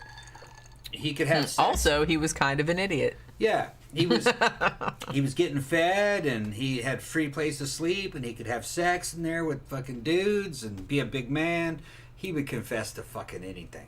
I mean, for somebody like him, it was probably better to be in prison than outside of it. Because it's not like he was having some big, cool life outside. No, outside he was a bum. Right. And Fish was kind of like that in a certain way. That motherfucker was sick of this. He was miserable. Fucking Fish, he liked being punished. He punished himself. You can't trust what a dude like that says. And maybe with this guy, he might have been like that. I don't know. Difficult to say. I wouldn't believe him. You got some physical evidence. And I mean, like I said, you can't, because they do a lot of fucked up shit, but you can't believe every single thing they say because they come up with all kind of crazy crap that they just wanted to do but didn't get around to. Gramper said, when really bad people would confess to a heinous crime, we used to call it the urge to purge. That reminds me of like Heather's when she was doing the bulimia. Because even evil people sometimes have a sliver of guilt. I kind of feel like it is, because even the worst serial killers, maybe not like the worst of the worst, but a lot of them do seem to have... Because they'll do stuff for a long time, but then they'll do dumb shit and get caught. Like I said, look at BTK. He did all that shit, and he got away with it for a really long time, but then he just couldn't stop himself. Like, after a while, he's like, man, nobody's talking about me anymore. I don't like not being the center of attention. So he had to, like, start sending letters again, like, ooh, I'm going to kill people. Look out. He wanted to get caught. I kind of feel like a lot of them do want to get caught on some level. Maybe not the worst of the worst, but... I mean, why would they do some of the shit that they do if they didn't want to get caught? I'm just saying. Mr. 88 says, the Austin Yogurt Shop murders, very, very interesting case. The book, Who Killed These Girls, about the case is fantastic. Yeah, I definitely want to read that. I've read, portions of it because I wrote about it a little bit for my book, too. But, Grandpa said, some dudes love prison life, 3 hot meals a day, warm room to sleep in, nice people to hang with, and the structure. They need the structure. Yeah, I kind of feel like a particular kind of person... I hate to say it, but, like, some of these people's lives are probably, like, super shitty outside. And once they get in there, they're just kind of like, ooh. They have a schedule every day. Like I said, they get fed. They have some nice place to sleep. They can, like, fucking... And some people need that, and some people like it. And I kind of feel like Henry Lee Lucas was one of those people. And he started confessing to stuff because he knew that he would get privileges if he did that. Because he's like, hey, I'm helping them on a case. Yeah, I killed this girl that you found in... Oklahoma or whatever. Yeah, I totally did that. And he would just like make up details. Now buy me a milkshake. You know what I mean? It was that kind of shit. So you gotta watch. And I mean, I guess, obviously like the police, like authorities and stuff like that are aware of this, especially if whoever it is that's in prison has something to gain from confessing to a crime. You really got to look into that. So that's why I think, so this guy, Forrester, it does sound like there was enough outside evidence to maybe look a little bit more into that, because he did seem to know how the bodies were situated. He did seem to say, like, oh, I flushed the 38, like, the shells down the toilet, and then they found them. So there was enough there to, like, do something with. So I don't know if he was completely full of shit, but he did have his own motives as well, so I guess it could have gone either way. But like I said, we'll never know, because he died, like, in 2006. So there's that. Gramther said that him and Steve are meeting up for beers at an Irish pub on Friday. First time hanging out since 1989. Oh, okay, cool, yeah. Tell Steve I said hi. Tell him we said hi. Yeah. There you go. Steve needs to come on the show. I know that bitch is busy. We're all busy. Yeah. And both you and Steve need to get on HRT. I tell you, man, I'm living the fucking dream, bro. It's not a dream, it's reality, but... He's living the dream. But, Steve out of the blue, fucking 50 years old, getting married and having 3 kids with a fucking 30-year-old woman. You know, he needs to be on HRT so he can last long enough to raise those kids. Well, you know. Yeah. All right, so do you want to talk about the Austin yogurt shop? It's time to talk about the Austin yogurt, man. And then after that, you can talk about whatever you want to. Nah, we'll check off after that, because I'll make us something to eat. Okay. Yeah. But I did want to talk about this, because this is one of the cases that I wanted to cover, and I wrote about this in my book, actually. Alrighty. So this actually happened a little bit more recently. This happened in 1991 in Austin, Texas. Also a quadruple murder. So it's kind of similar. I think that's why these two cases are kind of like put together a lot of times. This is also a quadruple murder, like at a workplace. So the victims were 17-year-old Eliza Thomas and Jennifer Harbison, who was also 17. Now, they worked at the I Can't Believe It's Yogurt store. Do you remember those, like, I Can't Believe It's Yogurt? They were like, I remember those. I don't think they have that anymore, but... They had TBI, what was that? Too Good to Believe It's Yogurt? Isn't that what it's called? We had that in Michigan. TCBY. TCBY. Is that what it is? Yeah. They were good, too. Yeah, that was like the competitor for this. This one was called Thank You, Camp Guy. Thank you for $20, Camp Guy. Thank you very much for the super chats. The show runs on super chats. If y'all would like to tip Jenny for her hard work, Patreon. We would very much appreciate it. And Camp Guy will get your shirts out for you soon. Yeah, we just had a problem with the ink. Just gotta wait for the fucking dye to come. I think the ink is coming Friday. Okay. And the shirts and the new shirts should be here tomorrow, so we should be able to get those mailed out over the weekend. Hopefully. Yeah. We can now ship and weigh from here. We have a fucking whole... I got a printer. I got the whole... we got a scale. I got a scale. I got the whole postage set up. So I don't have to go to the post. Well, because the post office here doesn't... Like I said, it doesn't have the self-serve shit. I'd rather do that from home anyway. I'd pay the extra. It's much easier. I mean, you know. Well, especially now that we kind of like live far away from... You know, it's not convenient anymore. Now, Maniac 67, broccoli... And cheddar quiche. Quiche. I love quiche. I do too. I've made mini quiche all the time. I haven't made a quiche in a long time. We haven't made quiche in a long time. Well, it's because eggs are so expensive. I got to go up there and get me a case of eggs. Once I get a case of eggs, I'll make some quiche. There's probably a farm around here that'll sell you some eggs. See, here's the thing, man. You know what else is good? Is fucking cheese and cheese broccoli and Gulf shrimp. Fucking, it makes a fantastic quiche. Real good. But you gotta eat it up. You know? Yeah. Gotta eat it up. Love quiche. Yeah, I do too. Yeah. But yeah, they say real men don't eat quiche, and I'll bust a motherfucker in the mouth for saying that. Yeah, what's wrong with If quiche? I'm not a real man, I fucking love quiche. Hell yeah, delicious. it's fucking good. If you're a real man, you won't give a shit about what quiche. what anybody else says about what you eat or drink. Yeah, just bitch, I tell you what a real man eats. Eat and drink whatever the fuck you want to. That's what a real man does. Yeah. They don't worry about it. Scrambled egg pie. All right. Very good. Very good. I mean, you know. I love it. Anything you could do with egg. I love eggs. Look, I got to tell y'all something. I got a big old yield of sweet potatoes in. And as I was fucking taking the sweet potatoes in, all the little greens, the little leaves that come off the top of it, I pulled them all. I picked them. And I cooked them as pollock. With a fucking pollock, kind of like pollock paneer, but I didn't have paneer. I didn't even use fucking cheese. I treat them as spinach, and they're better than spinach. It was good. I made an Indian dish out of it. You can make sag paneer out of them, palak paneer, whatever. Instead of paneer, I had fucking pork tenderloin, which I don't think the Indians or the fucking Muslims would eat that. No, but it worked. It was still good. I didn't have any. If you grow sweet potatoes, the greens that come off the top are better than spinach. I mean, hopefully they're not poison. You did look right. Oh, yeah, no, I checked. They said no. No, they said they're great. They're great. Yeah, they're good. They're great. Very similar to spinach. It tastes similar to spinach. More tender, a little slightly sweeter, not quite as bitter, but real good. Off the top of sweet potatoes, sweet potato vines. Yeah. So that'd make a good pizza topping, actually, instead of instead of spinach, like spinach on top of pizza. But I'm gonna work with that once I get that shit rolled. Yeah, we got to do some But shit with the sweet potatoes too. What are you gonna do with the sweet potatoes? Next time, some of it's gonna be sweet potato pie. Okay, that's okay. That's acceptable. The rest of it will just be side dishes. Okay. Next time I will have 3 times that amount because we can make sweet potato fries with it. I could do that. Ooh.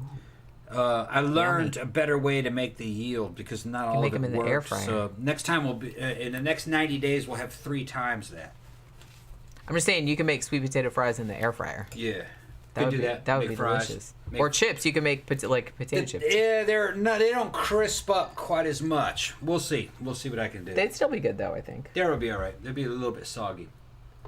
That's okay. We'll see. Actually, the little ones that were kind of like fucking irregular, I'm gonna fucking render those down into sweet potato pie. Yeah, well that's good too. That's good too. About the same as pumpkin pie. Similar. Yeah, so I can't believe it's yogurt. I kind of feel like that was the competing chain to TCBY, which stands for I think this can't be yogurt or that can't be yogurt. I remember we had a TCBY. I don't think we had a I can't believe it's yogurt, but they were. That was like a really big thing, like in the late '80s and early '90s, like yogurt shops that were like, ooh, it's kind of like ice cream. There was that. So there was like a couple of other chains that were going. What? Hold on, Mango says he's talking about you got to make your own quiche. I'm doing that. Sweet Camp says you got to cure sweet potato. Yeah, no, 9 days, and the sweet potato will get sweeter. So I know all of that. 9 days at least. They're talking about how much is full of. Sweet potatoes are very healthy and all full of vitamins. Yeah. I know all that. We're gonna look all that. It's gonna be great. Yeah, they are very, and they're delicious. And it's southern as fuck. I'm just growing things that mostly do super well in the South. Eggplant just keeps paying off. I got more eggplant than I can use almost. Like I said, we had to make a whole other thing of baba ganoush. Making baba ganoush with it, which is I good had some. eggplant I had dip. some last night. It was real good. Yeah. with a little bit of pita. Roasted eggplant dip with fucking cumin and roasted fucking what do you call it? Onions and He's poking. yeah. And you should put yogurt, but I was using sour cream instead because I had some. But no, it's we don't have any. Because we used to get those big things of yogurt from the Indian store, but we haven't been to the Indian store. I can make yogurt, but yogurt's actually cheaper to buy right now than it is to make. Yeah. I can make yogurt in the fucking quick. Like I said, if you go to the Asian market, like the Indian market, they have those big things of yogurt, and they're pretty cheap. Yeah. I gotta get a fucking culture, like a yeast culture. It's a special one that you need to do to make yogurt. I could do it, but I don't really give a fuck enough because I have sour cream, and it's actually quite good enough, Yeah, I mean, well, a lot of stuff you want to make from scratch, but some stuff you don't really need to because the difference isn't really worth it. It's not really worth it. Like, worth the extra effort. Yeah. You just gotta, where do you want to spend your time? Yeah, in India, the Middle East, they would use sour cream if they had it, but they're using yogurt. Yogurt's good too. Yogurt's good too, we just but I don't got have sour any. cream. We don't have any. Right.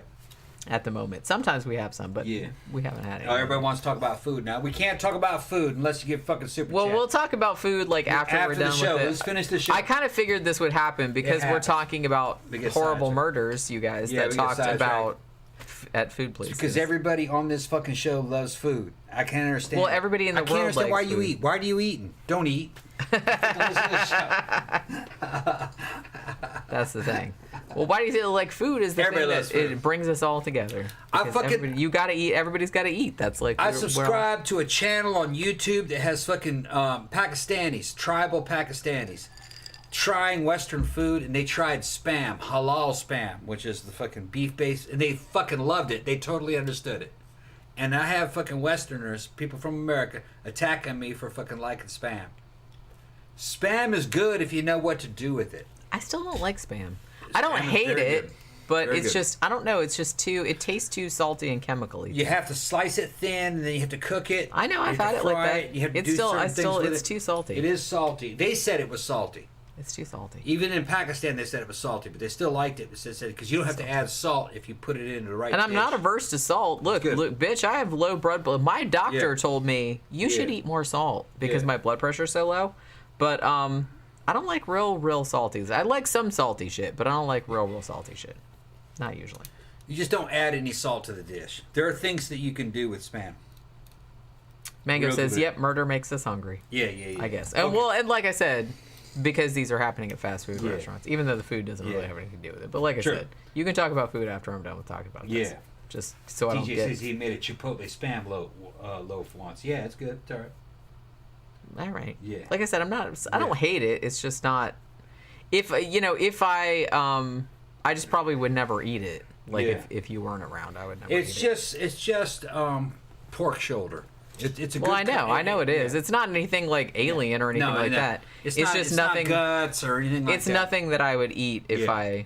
Yeah. I was left to my own devices. Yeah, I would. it's never eat actually like a mid-quality cut. It's not like you're talking about tripe or fucking internal organs or anything. It's just shoulder, pork shoulder. That's all it is. It's fucking cooked, taken off the bone, and then kind of reprocessed and cooked into a fucking can. So it's shelf stable. It powered World War II. it. Riff Tracks did a short. Yeah. That was a Hormel short. Yeah. And it's half an hour long. It's on YouTube for free if you want to watch it. It's super fun. And they actually show you like how they make Spam, among other things, Yeah. like among other Hormel products. The low sodium options are a lot better. From They're like butchery all the way Right. down to like canning. low sodium options, and then they got a bunch of flavored ones that are good. They have a tuna. They have a fucking turkey one that I have, but I haven't tried it. It's probably not good. Turkey isn't good, but it was cheap, so I bought it. Honestly, I don't really mind like ground turkey and stuff like Yeah. that. I used to put ground turkey in like spaghetti sauce and all Yeah. that kind of stuff, and it's like I always thought it was good. Yeah. I like turkey. But in the You Middle just East- have to cook it slightly different because it's not as oily. It's Yeah. not, there's not as much Yeah. fat in it. So you just gotta like cook it slightly differently. Okay. All right, we gotta get off food, people. Okay, let's get back to the Like show. I said, this is not a Yeah. hugely long case. I'm Okay. just like, you know what I mean? It's like Okay. we can talk about food after. It's like you Okay. you keep like getting all distracted. Yeah. Like you and your ADHD You know, I gotta do it. or whatever. You don't gotta do I it. gotta do it. You don't gotta it's the do it. Show. You don't gotta do it. You Okay, just I'm not do gonna it. do it then. I'm gonna stop. Okay. I'm gonna stop. All right, where were we? Okay, so we have two 17-year-old girls, Eliza Thomas and Jennifer Harbison. Now, they worked at this, I can't believe it's yogurt store, and this is in the Hillside Strip Mall on West Anderson Lane in Austin, Texas. So December 6th of 1991, they were working the closing shift. Now, Eliza's parents had dropped by the shop, like the mom and the dad, like separately, to check on their daughter at separate times between 9:30 and 10 p.m. Now, at some point before the store closed, Jennifer had a 15-year-old sister named Sarah, and Sarah had a 13-year-old friend named Amy Ayers, and they both came to the shop as well. They had actually been at the North Cross Mall, which was down the street. They'd been hanging out there all evening. So all four of the girls were actually going to do a sleepover that night, like at the Harbison house. And Sarah and Amy were just like waiting at the TCBY. It wasn't TCBY. I can't believe it's yogurt. Yeah. Same deal. You're right. They were waiting there because they were going to get a ride home, like with the older girls. We're all going to go back to the same house and we're going to do a sleepover. Now, the shop closed at 11 p.m. Cash register was closed out at 11:03 with a no sale tag. About 45 minutes after that, so about 11:45, there was a cop who was cruising by the strip mall and noticed that the yogurt shop was on fire. So he calls the fire department, obviously. 6 minutes later, the firefighters arrive. They forced their way into the store, and they discovered that all four of the girls had been murdered and stacked on top of one another. Damn, stacked them up like cordwood. And then the place was set on fire. Jeez. All four of them were naked Damn. and had been bound and gagged with pieces of their own clothing. I wonder Underwear, if they were bras. raped. Two of them were. Okay. Two of them were. Now, okay, so the cops trying to piece together what happened. Now, initially, the scene had been processed as a fire and not as a homicide. So when the firefighters first went in there, obviously they didn't know it was a murder at first, so they didn't really take care to, they didn't secure it as a homicide because they didn't know until a few minutes later. So some of the evidence was lost or contaminated or whatever. So what they were able to determine, at least in the early stages, was that at least two assailants had either come into the store after closing. They didn't break in, but they had maybe come to the store after closing, or probably more likely had forced the girls into the stock room at gunpoint. Now, they initially thought that robbery was going to be the motive, but there was a bank bag full of money found underneath the front counter. Apparently, they had put the money in the thing at the end of the day, and they were going to take it and drop it off at the bank like you do at the closing shift, and that was not taken. There was some cash was taken from the premises, but not this big bag of money. Some sources, I've seen a couple different sources on this. Some said only $14 was taken from the register. Some said it was $500, but they didn't take all the big bag of money that was underneath the counter. So robbery, maybe not the main motive. So they did autopsies on the four victims. Two of them, Amy, the 13-year-old, and Jennifer, who was, I believe, 17, had been raped. All of them had been shot in the head, either a .22 or a .380 caliber semi-automatic pistol. Amy had been shot twice, maybe because she'd struggled. It was also theorized that she maybe because the bullet she'd been shot in the head, but initially it had missed her brain. And her body was actually found a little bit away from the other ones, so they thought that maybe she hadn't died outright. Yeah. And that she had maybe tried to crawl away. They had thought she was dead and stacked her on top of the other ones, set them on fire, and then she tried to crawl away, but she didn't make it that far, which is fucking horrific to think about. But they thought that was their theory anyway. Now, so yeah, they had stacked up the bodies and started a fire in the corner nearest to the victims. I think they found some evidence that maybe an accelerant had been used, but it was inconclusive. But maybe it was later. Liquid. Well, yeah, everybody knows what it is. Everybody watches true crime shit. They know what accelerant is. They know what that is. Yeah. Maybe lighter fluid or fluid, gasoline, something like that. Yeah. Now, so the cops, obviously, this was fucking horrific. So the cops are under enormous pressure to solve the case pretty much as quickly as possible. Now, like in any case, you get a bunch of, and one as high profile as this, you get a bunch of weird-ass false confessions and a bunch of leads that don't go anywhere. But they did get a few promising leads in the days following the murders. First of these came from a dude whose name was, I think his name was Durrell Croft. Now, he had been a police officer. I believe he was retired. And he had actually been in the shop, eating some yogurt, a couple hours before the girls were killed. So a couple hours before closing, a little while before closing. He said that while he was in there, he had seen a couple of what he thought were suspicious looking individuals. One of them wearing a large green jacket that looked kind of like army fatigues. And he was kind of walking off toward the rear of the shop. And Croft, this witness, said that he had asked Eliza Thomas, one of the girls who would later be killed, hey, where's that guy going? Eliza said, oh, he's just going to use the bathroom. Croft also said that this guy in the green jacket had come out of the bathroom and he sat at a booth with this other guy who was wearing a black jacket. Now, the first guy in the army fatigue looking jacket said, the witness said he was about 5'6", had dirty blonde hair. He said the second guy was a bigger dude, with a black jacket on. He said both the guys looked like they were a little bit older, maybe in their late 20s or early 30s. And he said when he left the shop at about 10:45, about 10:47, that they were both definitely still there. And he had thought that they were suspicious at the time. And he came forward after the murder happened and told police about it. Neither of these men, spoiler alert, has ever been identified. But here's what ended up happening with this.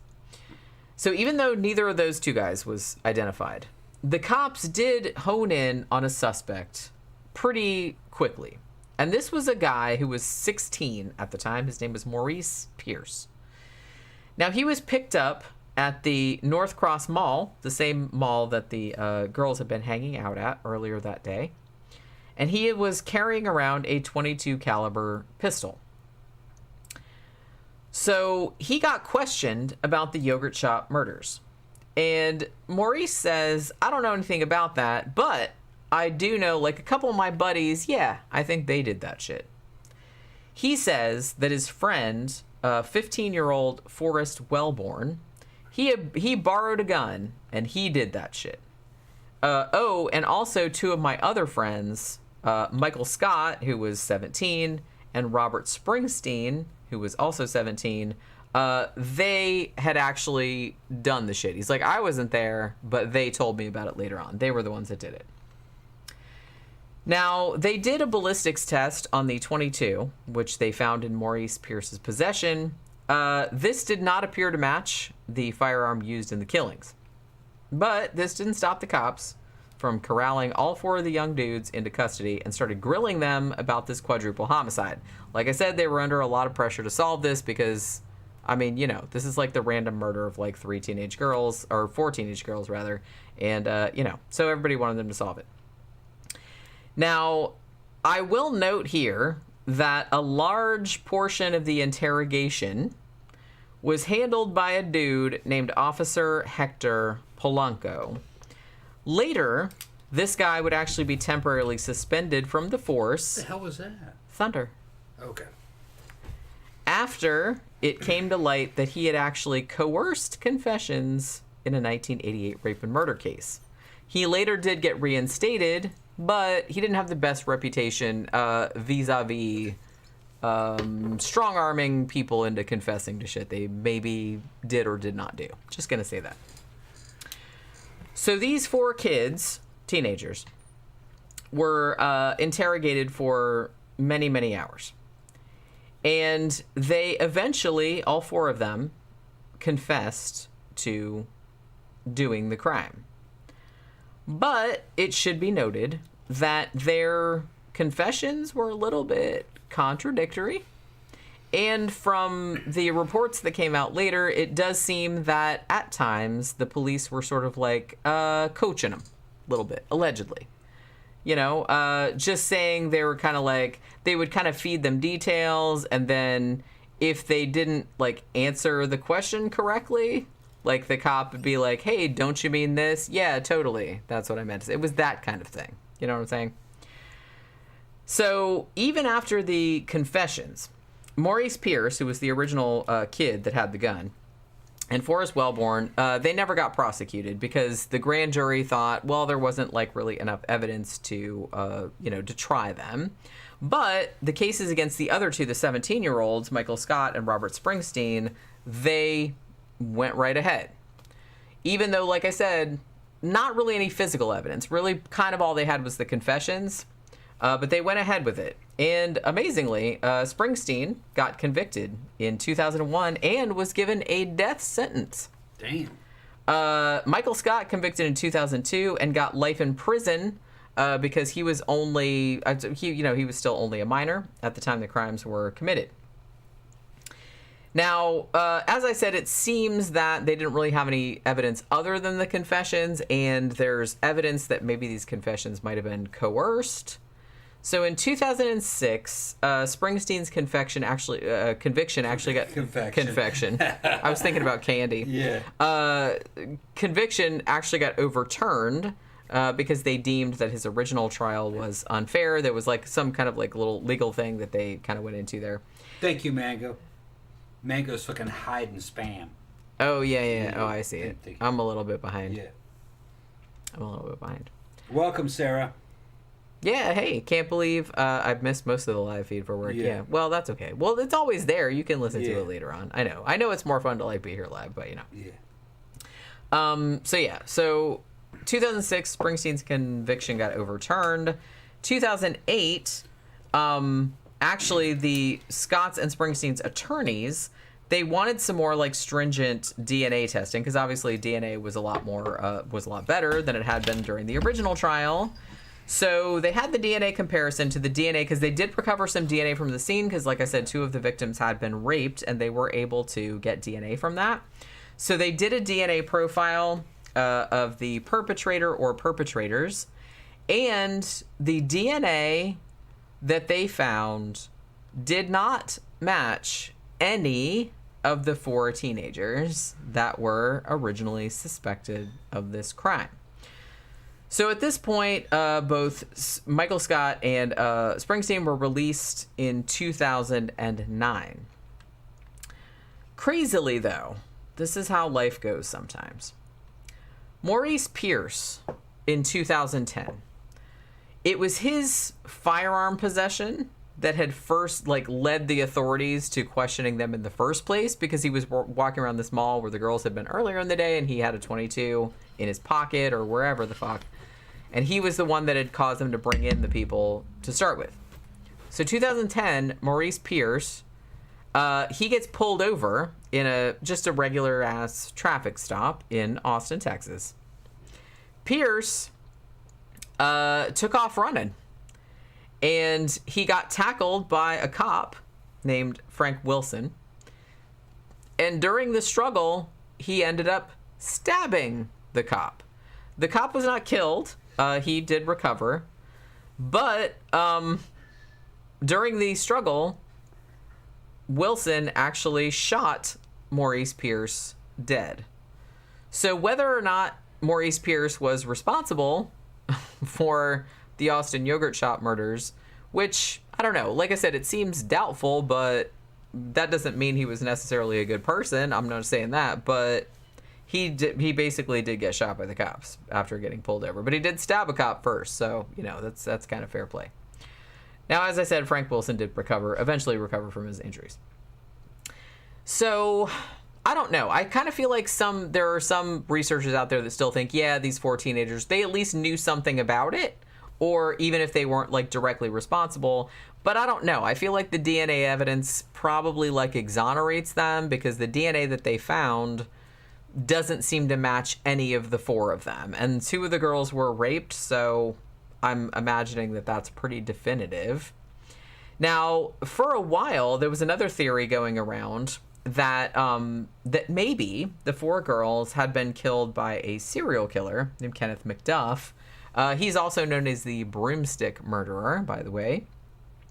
He had actually been convicted in 1966 of 3 murders, but in 1989, he was paroled, and a lot of people think that he committed a whole bunch more murders after he was paroled, after he got released. Now, this guy, originally, he kind of I did the yogurt shop murders. He confessed to it, but he later recanted that confession. So it might have been a case, I don't know if he, knew any other information about it that would make him be, a more viable suspect, or if he was just, bullshitting and talking shit. When he recanted, though, he said a really fucked up thing. He's like, oh, if I actually had done that, I would have been proud of it. And I'm like, good for you. I'm just, what the fuck? Whatever. I'm just like I said, if you're going to be a serial killer, that's bad enough, but don't be some smug, bragging ass motherfucker on top of it. That's just that's the cherry on top of the shit sundae, like I said. It's just kind of Jesus Christ. So, yeah, oh, if I'd done that, I would have been proud of it. I'm like, yeah, good for you. Whatever. Edgelord. So Kenneth McDuff, whether he did the yogurt shop murders or not, like I said, I don't think there's any other evidence. Not saying he wasn't a shitlord, because he was, but he killed lots of other people. But he actually got executed in 1998, and that was for a separate murder, like I said. Now, the only thing that I've seen about this case lately, because I do try to keep up. I mean, I wrote about this in my book, and I do try to kind of keep up with stuff. But it's hard because I wrote about a lot of cases in there, and it's hard to keep up with all the updates. The most recent thing I've seen about this particular case was in February of this year, 2022. And I was excited because I was like, ooh, I was Austin Yogurt Shop murders, news from this year. And I saw something come up, and I was like, ooh, maybe they found something out. But all they announced in the article was that, oh yeah, we're applying new DNA technology to this. I'm assuming it's going to be the same kind of stuff they used in the Golden State Killer case and all that kind of stuff. Like they're doing like the ancestry type shit. So I imagine that's what they're doing. That's not what they said, but that's what I'm assuming. So they said, yeah, we're bringing that to bear on it. So we're closer than ever to solving this crime. And that's basically like all they said. And I was just kind of like, okay, well, that's not really all that helpful, is it? But maybe they are still trying to solve it. I know they can't really like say anything without thing, but at least these two particular crimes, even though particularly the Burger Chef murders, because that happened like back in 1978, the Austin Yogurt Shop murders, that was still a long time ago, but that was more recent. It was 1991. But at least with the advent of all this new DNA technology and stuff like that, like I said, how they caught D'Angelo and all that shit, so at least it does seem like now they have some new tools in their arsenal, like to sort of solve these cold cases finally and like finally put them to bed, because there are just so many. I mean, like I said, I had 3 books full of the shit, and there was like a whole bunch of shit that I left out. Yeah. There's just so many that are never solved, and it's really, really sad. That's the weird thing about these fucking murders. They haven't been solved. We have the technology to solve them now. But a lot of times, the victim's long dead, and then the people that care about the victims are now dead. I know, isn't that sad? It's weird when you think about it. But it's been that way for thousands and thousands of years. Yeah. You can kill a person and get away with it. Yeah. And and it's like, and I don't know, like I'm sure it's like better than it used to be, but probably not that much better. Not that much better. No. And for whatever reason, I'm like really fascinated by unsolved murders from like the late 19th century and the early 20th century. Yeah. And I think I'm maybe fascinated by those because probably those will never be solved. Never. Because it's like everyone's dead. Everyone's dead. All of the physical evidence is gone. Yeah. You know what I mean? Like in most cases, like Jack the Ripper and shit. I think that's why there's so much stuff about that, because you'll probably never solve that. They're still interesting cases. Yeah, they are. But the victims' families are long gone. Do you know what I mean? Even their descendants are long gone. The cops involved in it were long gone. That's what I mean. Everyone's dead. They're all dead. So it's just, but that, like, I think that's why I find them fascinating, because that's like really, really sad to me. Yeah. Because it's like, well, it's sad to me because, that murder victim, that was like somebody's kid, that was somebody's spouse, that was somebody's, and like their families like never found out what happened to them. Like they died without ever knowing. And we still don't know. Time. It's a bitch. Time is a motherfucker. You can't beat it. It's a bitch. Eventually time just fucking conquers all. But I mean, at least these 2 cases. Yeah. I mean, they're old, but they're not that old. I mean, these both still happened in our lifetimes, and we're not that old. I mean, we're old, but we're not that old. So, I mean, some of the people, like these people's families and shit like that, are still around. Yeah. And some of the cops that worked on it, some of the witnesses that worked on it are still around. So I'm kind of hoping that now that DNA is like better, that like more of this shit will be solved. Like they'll kind of get it together. Yeah. Like I know they have new shit to work on too, because more people are getting murdered all the time, unfortunately. But they seem to have a better track record of catching them now. But maybe they always had that. I don't know. I kind of feel like I said, I was thinking about this and I think I wrote this in the intro to one of my books. Because I was looking at the statistics about how many cases were solved versus unsolved, and you would think that like nowadays more cases would be solved because of DNA and all that kind of stuff. Yeah, it's like storming. Fucking, world is ending out there. Not really. It wasn't even that bad. Come on. Yeah. Calm down. Let me make a show. Like what? But I read somewhere that it's like, statistically, like it was more likely for cases to be solved like back in the 50s, 60s, 70s. Well, not the 70s, but like I think like pre-1950s than now. But I think that might be a little bit. I don't think that's for the reason that people think it might be. I don't think that's for the reason that, police work was so much better back then or there weren't as many murders. I don't think that's the case. I think the case is that back then, if you confessed to a murder, they were kind of like, good, done, print it. Yeah. Put him in prison. Like they couldn't check. Right. They didn't have DNA. So I kind of feel like a lot of times they're just kind of like, you look like the guy that did it, and they'd throw you in jail and be like, solved. So I kind of feel like maybe that's what it was. In general, in the modern era, a crime is usually solved more or less in the first 48 hours. You know basically who did it. You know why they did it. I mean, Authorities most have complaints. Yeah. Most of them are in that first 48-hour time period. Well, because most they people know who's most involved. people are killed by somebody that they know. Most Right, people, yeah. not everybody, Right. obviously. Right. Otherwise, we wouldn't even be here. Right. We wouldn't be talking about this. Right. But most of the time, well, that's what I said. Like every time a woman gets murdered, they're like, look, 95% of the time, that's their husband or their boyfriend or an ex-boyfriend. As the investigation goes beyond 3 days, after 48 hours, the chances of that investigation finding the culprit that did it diminishes. Just Not impossible, but not impossible, it's just, but it diminishes. I mean, yeah, it does happen. Well, that's why that's why they called that show 48 Hours. Yeah. Because that's the most important. Right.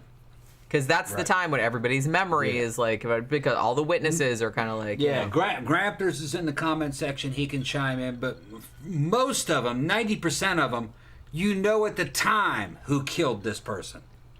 Like 90% of them. You know who did it. It's right there. So that's why to me, what we're talking about in cases like this are the outliers. yeah. Well, and to me, Yeah. like I said, that's what has always been so fascinating because Yeah. it's so tragic is that 95% of the time somebody gets murdered, which is always terrible, but it's like most of the time there was a They know who reason did or it, they yeah. know who they have a did good idea, even if they can't Right. convict the person, they Right. have a good idea who it probably was.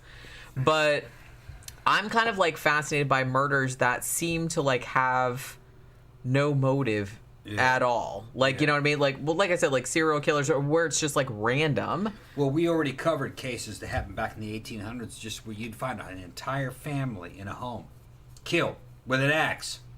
All the Well, fucking, I'm writing an article about that yeah, right now. all the mirrors in the house covered up. Yeah, I'm just fucking like Velisca.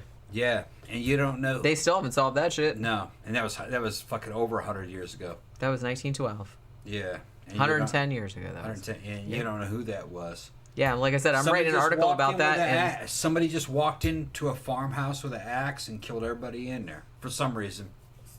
well, and like I said, I'm writing an article about that because that's Yeah. going to be like the second video that's going up on my true crime channel. Yeah. I'm not just going to be talking about Velisca. I'm going to be talking about all the other axe murders that happened because there was a lot of axe murders back then, you guys. And there was like a whole series of them because they think one of the theories is that the Velisca murders was maybe a serial killer because there was a whole bunch of other axe murders that happened like 1911, 1912 in the Midwest Yeah. that were very, very similar Yeah. to what happened at Velisca. So yeah, I'm doing a video about that. Like I'm working on it right now. But yeah, because I wrote about it in my book too, but that's always been like really fast. Because I feel like a lot of people know about Velisca, but a lot of people don't know about like the fuck ton of other axe murders Yeah. that happened right around that same time period. And Yeah, that and were this maybe is- the same dude. Yeah, and here's the weird thing. This show is kind of a North America, United States centered show. There was a shit ton of them never solved. Y'all can't even barely grasp what happened in fucking Central and South America. The entire world. A lot of murders happened. And unsolved everywhere. It kind of makes you feel like fucking life is very cheap, doesn't it? Makes Well, you feel I life mean, is very well, the cheap. thing I mean, about really. it, like I think about this a lot damn. because, like I said, I read a lot about true crime. I write about a lot. So this is something that I've given a lot of thought to. Yeah. Now, as much as it does kind of seem like that, I feel like it's less like that than it used to be back in the old days. Because, like, if you think about back in the days, like prior to the 20th century, let's say, I kind of feel like life was way cheaper back then. Yeah, it was. I mean, look at, we talk about like Jack the Ripper and everybody talks about that, but it's Yeah. just kind of like, the thing about it is like the only reason that people remember Jack the Ripper from that era, like Was from the flashy murders. was because Yeah. they were flashy. Yeah, Yeah, very I mean flashy. they were very very you know, the women were eviscerated and like Yeah. left in the middle of the street, and there was like the letters, like the communication. Yeah. So it was like a big deal, but there was a fuck ton of other murders that happened back then that weren't maybe quite as No. sexy, Just if you mundane. want to use that. Strangled. Bunch of strangled. Strangled, poisoned, Yeah. stabbed. Yeah. Bunch of that shit. That happened all the time. Yeah. But you just don't hear about it. And like I said, a lot of times it was never solved or they couldn't prove it. Yeah. And you just don't hear about it because it wasn't as, like you said, like it wasn't as flashy. Right. It wasn't as flashy. So, you know, we've talked about this before. I kind of talk about people talking, oh, the good old days and stuff like that. That was, yeah, there's no such thing. There's no such thing. It was a more primal time. It was more like something out of those old fucking novels that you read. And it was also kind of the Wild West at the same time. And you think of like, well, that was back in the old days. That was actually kind of the baseline. Most of human history was like that. We're in a time that is more exceptional, at least in the West, where there is a modern criminal justice system and modern technology to try to do the investigation to figure out who did it. That was not what reality was in the 1900s and in the 1800s and beyond. You just kind of had to guess, or you had to know who it was. Well, this person died and we know that one did it, you know. We're going to go after that person. And they may have been wrong. Yeah. And I'm sure a lot of times they probably were. Well, they're wrong nowadays, like with all the stuff they have. Right. So I'm sure back then they were just kind of like, yeah, that person looks guilty. Let's hang him. Yeah. It was fun. That person had motive. That person had motive, so they did it. Well, look, when they didn't. One of the axe murders that I was writing about that may or may not be related to Villisca. It was a whole family. Again, it was actually 6 people. It was 2 families. They lived next door to each other. And this happened in Colorado Springs, I think. And you know, it'll all be on the site and then the video and everything. Yeah. But so it was 2 families that were killed with an axe. Same kind of thing as Villisca. Blunt side of the axe, like windows covered up, all that kind of stuff. So that happened, and originally the person that they fingered for the crime was the husband of the woman that was killed, because it was the woman and the 2 kids, and the husband was in a hospital because he had consumption, I think. So he was like at a sanatorium or something. Consumption usually meant cancer a lot of times. Well, no, it's tuberculosis. I thought it was cancer. No, it's tuberculosis. Okay, all right. Consumption's tuberculosis. Okay. Yeah, that's just what they used to call it. That's okay. And he died of it later on. But he was in a hospital for that. And they arrested him, as far as I could determine, like from old newspapers at the time, just because when they brought him to the scene and said, hey, here's your wife and 3 and 6-year-old child who've been, you know, bludgeoned to death with an axe, and he didn't, like, seem upset enough. So they arrested him. But, I mean, they found out that it couldn't have been him later on because they were like, no, he was at the hospital where he always is. Like, you know what I mean? Yeah. They had, like, zillions of people that saw where he was. So, so there was that. But, yeah, back then, you just looked at somebody funny, and they'd be like, oh, well, you murdered somebody, obviously. They didn't really need it. Well, they didn't have any forensic technology. So what are they going to do? That's, like, all... He's like, hey, that's some weirdo that we don't know. Like, they just came in town. They're a stranger. It must be them. Right. Because nobody who lives here would do anything like that. Right. You know what I mean? So that's why I think that prior to maybe like 1960, or I can't remember what year what the cutoff was, but they were saying like prior to 1960, let's say, you know, the rate of like crimes that were solved was like way higher than now. I was like, I don't think that that's saying anything. I don't think that's saying what you think it's saying. I think it's because a lot of people were probably like wrongly convicted. Yeah. I think that's what that is. Yeah. Because they didn't really have anything to back it up. Somebody confessed to some shit, or you just like looked evil or whatever, and then they would just be like, "Yep, you did it. Bye, solved." You know, next. I think it was that. So you know. What's everybody saying? Let me see. Oh, they're talking about we should do a show about. They're talking about Israel Keys. We did a show about Israel Keys. Yeah. I kind of feel like he's and Herb Baumeister. And Herb Baumeister. Yeah. I kind of feel like those 2 motherfuckers are really bad serial killers that not a lot of people talk about. I kind of feel like they're not like the big like Ted Bundy and BTK and all those, like everybody knows those, but I kind of feel like Israel Keys and and Herb Baumeister and stuff like that, they did like really fucked up shit too, but it's like you hardly hear anybody talking about them, and I don't know why, because they did like really fucked up shit also. Baumeister was some creepy shit. He had that. That's what I mean. I don't understand why he's not better known. He had that whole fucking pool with all the mannequins around it. And said that was fucking creepy shit. He had a whole mansion. And his fucking house is haunted. Didn't he own Dollar General stores? It wasn't Dollar General. It was it was one that we don't have anymore. Yeah. It wasn't Dollar Tree. Wasn't that one? No. It was like I said, it's one that we don't have anymore. Right. I thought it had wasn't the word like dollar in it. It did, but it wasn't like a national chain. Okay. You know what I'm saying? Okay. It wasn't a national chain. He was making a bunch of money. He was killing gays. He was gay, killing his own kind. Well, that's usually what serial killers do. Yeah, they kill whoever they're sexually attracted to. So if you're gay and you're a serial killer, then you're gonna kill gays. Then you're gonna kill like people that you're attracted to. Yeah, right. Just like straight serial killers will kill women. Right. And pedophiles will kill children. Yeah. That's just that's how they roll. Because that's about, like I said, it's like mostly sexual for them. What? So yeah, I don't understand like sexual. why. It's not mostly. That's what I mean. That's what I don't understand like why he's not better known. I don't know why Israel Keys isn't better known, because he killed a fuck ton of people. Well, too. Baumeister isn't better known because he didn't remain a mystery for very long. I mean, he killed himself. Once they identified him, he went on the run. That's true. And then he killed himself. That's what I think. He'd make a great movie, actually.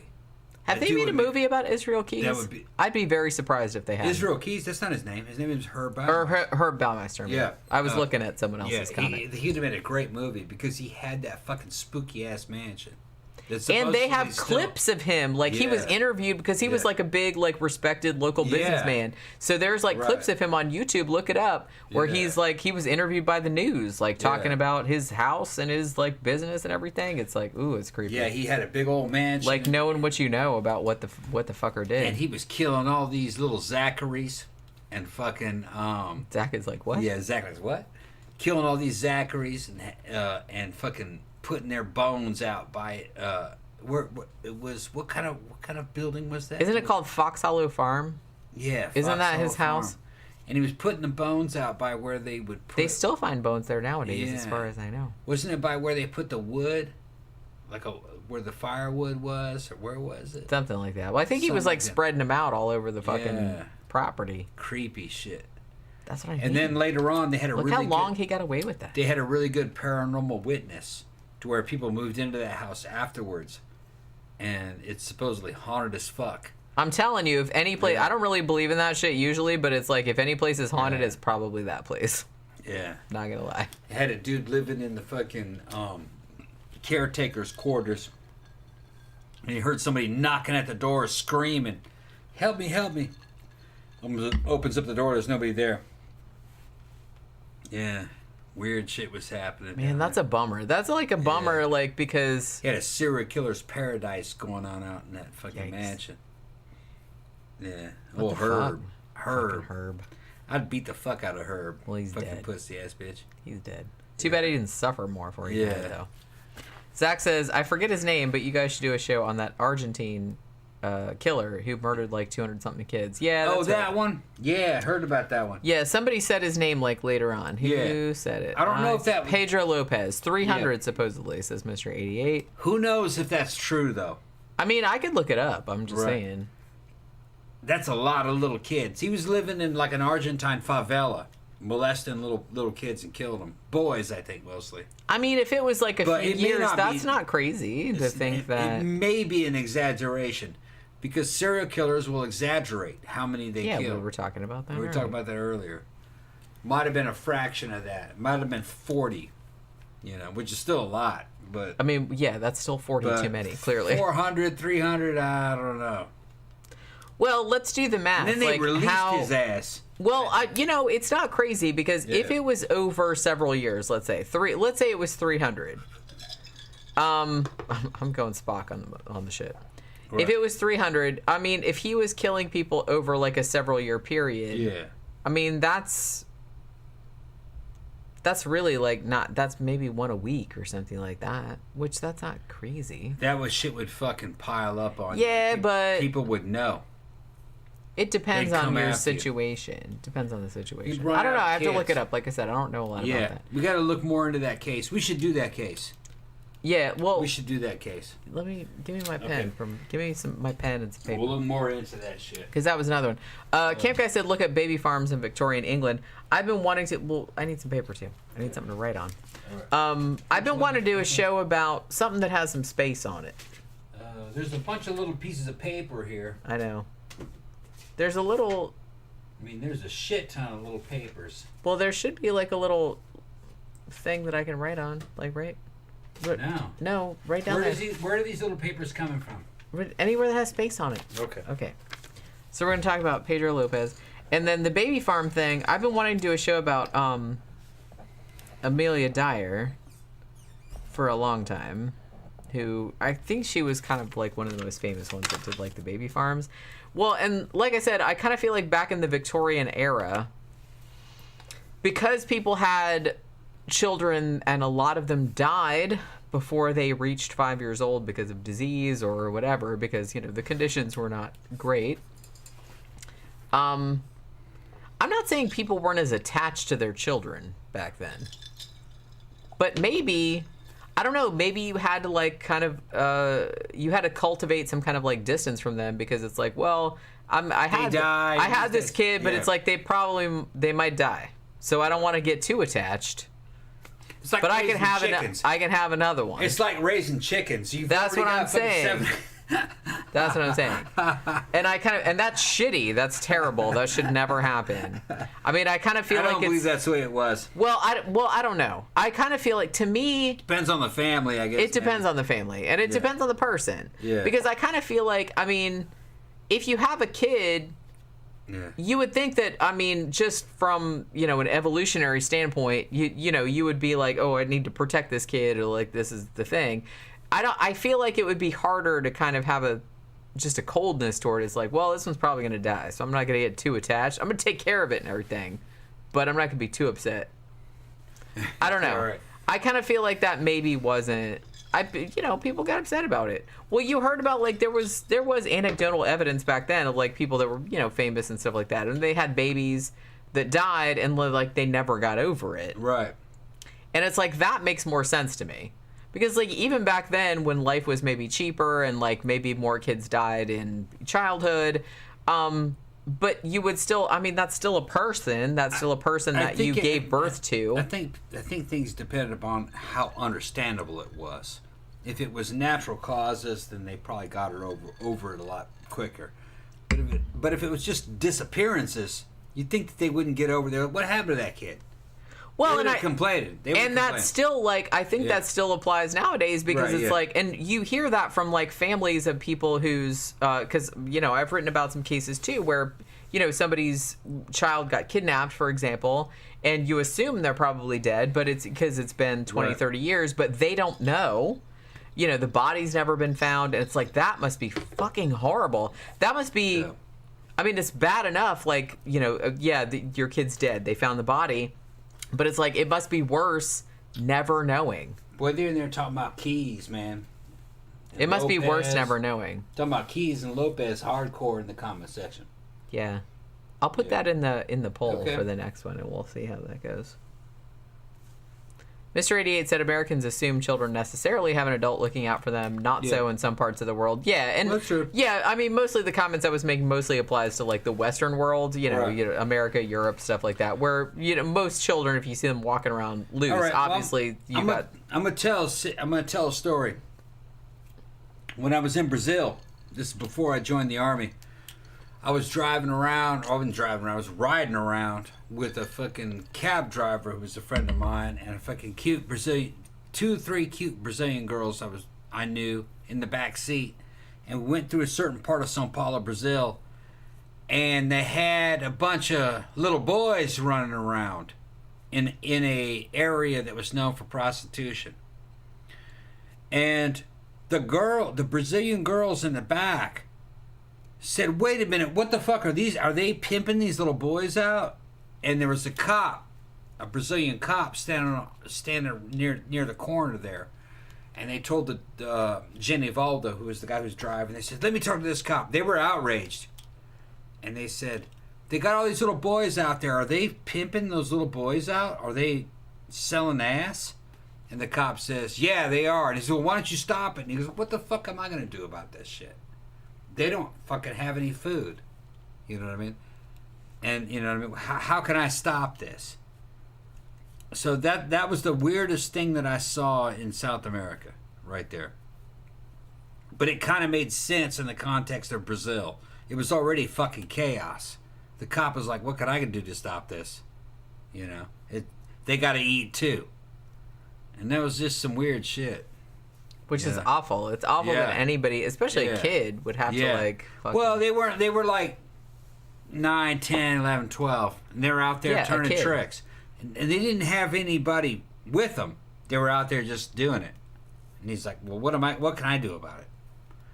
And even those Brazilian girls who were teenagers at the time were appalled. So it wasn't normal even for them. Yeah. You know. That's what I'm trying to say. That's probably good. It wasn't normal for them. They're like, this shit it shouldn't be normal. Yeah, they're like, this shit isn't right. Anywhere. Right. I mean, I know it happens. I'm just saying it shouldn't happen. And the local cop from that area is like, what can I do? They got to eat, you know. That was his response. Yeah, it's almost kind of like... Yeah. That's the thing. It's like, yeah, you can say about the cop like not doing anything, but it's like he probably thought of it was like, well, these kids don't have any parents, and it's just kind of like, what are they going to do if I crack down on it? Right. Now I lock them up, then they go to jail where it's even worse. Yeah. That's what he's thinking. And then they're going to get abused there. And then they won't. And if I stop them, they're not going to have any money. Like, they are not going to have any place to sleep or anything to eat. That's how a fucking South American Brazilian Which, like I cop, said, that's fucking horrific. He didn't agree with it, but he's like, what can I do? Right. You know, I can't do anything. Yeah. Because it'll just make it worse for them. And, you know, I guess I was about 17, 18 when that happened. It was in Sao Paulo. I was dating one of them and then fucking around with the other one. They were friends. I was a fucking whore. I was a whore. You know, back in those days. Fucking, it's crazy. Yeah. But that's just the way it was. I liked them both, though. Tom reliving his glory days. It wasn't glory days. It was the Genesis. It was the Genesis. Those girls were both awesome, though. So you just couldn't like pick between them. You had. No, I was with one of them. The other one kept fucking making a move, trying to steal me. And of course, you couldn't like let that. I was fucking 17. Of course not. Of course not. Of course not. I was running them both. But they knew. I think they knew. I think they knew. Sure, justify it. Yeah, I think they knew. But no, and then Genevaldo, the fucking cab driver, he was only fucking 15 years older than me. He's probably trying to scam on him too. I'd have to find that motherfucker. But yeah, that shit was fucking funny. But no, when I saw that happen, that kind of changed my outlook.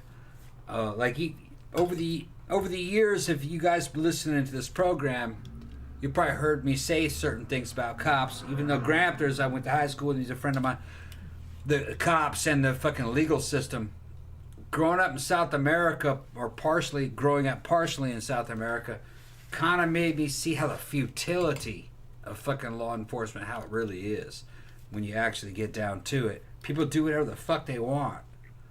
And maybe that cop was right. He was like, what the hell can I do? What if I do something about it, it gets worse for them. Yeah. Well, and the thing about it, like you said, in a system like that, one person is going to feel like, well, anything I do is probably going to have negative consequences. Right. Just like, you know, it's going to be a ripple effect. Right. And I don't want to be responsible for this little kid, like, not having something to eat or, like, being going in jail. To jail and it gets or something worse. Like that. Right, yeah. So I get it. Right.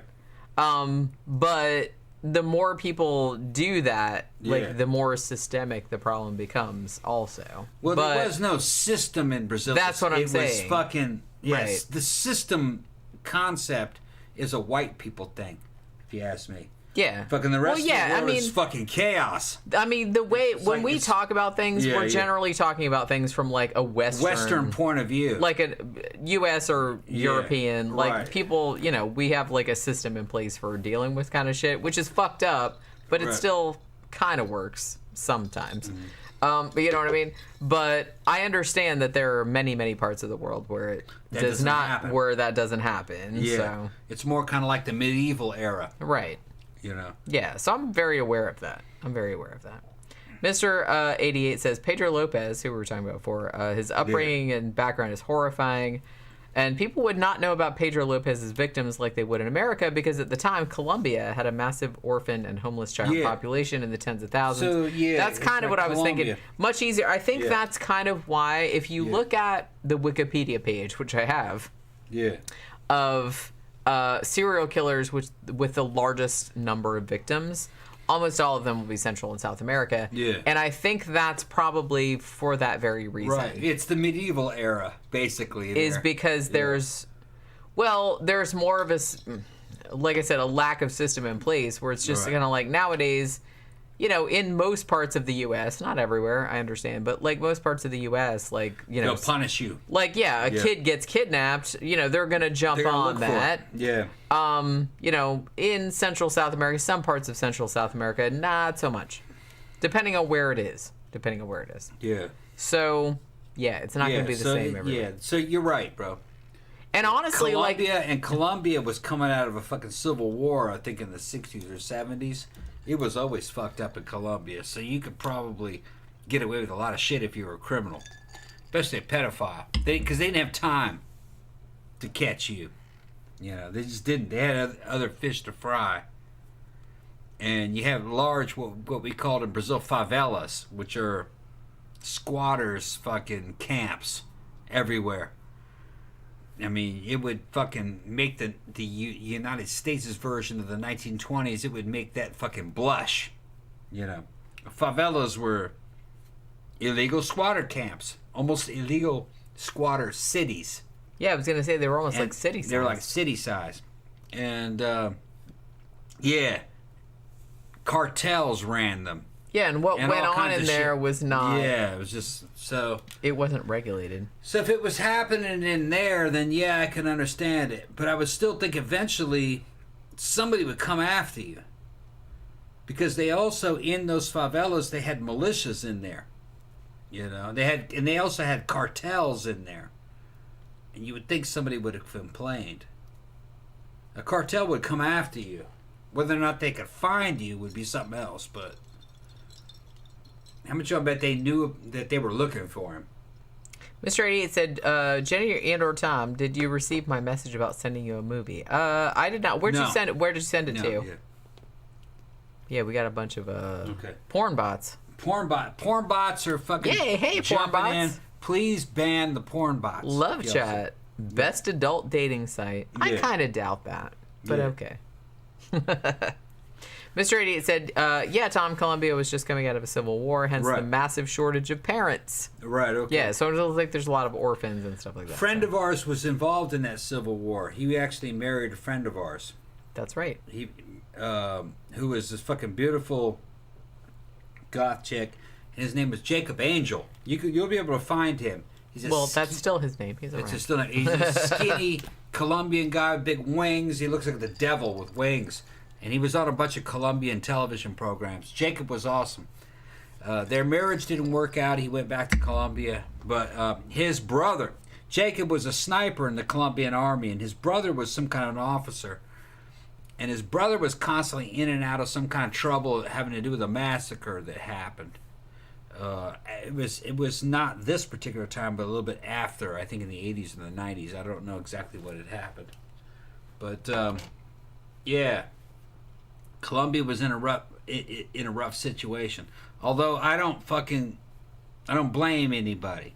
It was a very confusing time in Colombia. Said he sent it to you my email address, the Hotmail one. Okay. Well, I'll check after the show then. Yeah. I'll check after the show and answer if I see it. Yeah. That should be there. All right. So, you seem like you're... Oh, I'm loaded. Yeah, obviously. Are you ready? Sure. Want me to make you something to eat? Yeah, what are you going to make? I'm hungry. I'll get down there and make something.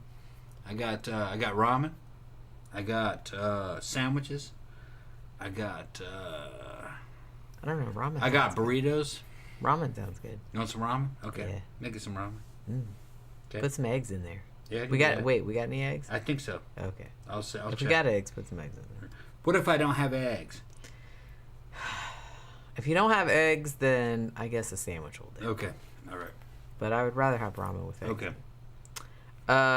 Zach says, "Are you guys into Leonard Cohen?" I just got into his music. Ooh, Yeah, some of it's good. I love Leonard Cohen. Yeah. Some of it's good. Talk to me about that shit. Yeah. I'm super into Leonard Cohen. I've got like I don't have all his albums, but I have like a whole Yeah. bunch of them. So I listen to them live all the time. So yeah, get with me on that. All right, so what is it? It's Wednesday. Okay, so Yeah. we'll be back Friday night for our Sidetracks show. But we live stream after this too. We what? We live stream also. We're What do gonna you- live stream tomorrow, aren't we? No, Oh, we don't. Tomorrow's It's Friday. Thur- Friday's tomorrow's next time? Thursday. Okay, yeah, that's right. Tomorrow's Thursday. That's right. We take a day off. we don't live stream on Thursday. Yeah. I She gotta- knows the schedule. Well, yeah, I got Okay. to. I got a whole. You don't understand. I have like a Yeah. whole. She knows. The I have like 2 months worth of shit like laid out like ahead of time. I thought we did tomorrow. Okay. No, All right. tomorrow's Thursday. Okay. Thursday and Saturday, the only days that we don't live All right. stream. But I still put up videos those days. Okay. But we don't live stream All right. those days because I need some time off Okay. so I can do other shit. I'm still working those days. I'm just not live streaming. But yeah, so we'll be back Friday night for the Sidetrack show. So that should be Okay. fun, where we can drink and you can talk about whatever you want to. Oh, stop it. We, I don't even have to have a topic. Although I did get through the shit at least, so that was something. I tried to keep it short. I thought it was a good show. I tried to keep it short. I thought it was a good show. But, Zach says also, why not make a ramen burrito sandwich? No, you can't do it. Ramen. That'd be a little burritos, wet. It'd be a little wet. Doesn't work. Honestly, I'm a big fan of just like a bowl of ramen with some boiled eggs I can do it. and some vegetables, I'll do it. if we have that. I got vegetables. But, I got All right. vegetables. Okay, well, yeah, put some vegetables in there. All right. All right, so we will see you guys Friday evening. Thanks, everybody, for dropping by. Thanks for super chats. And we'll see you guys later. Bye.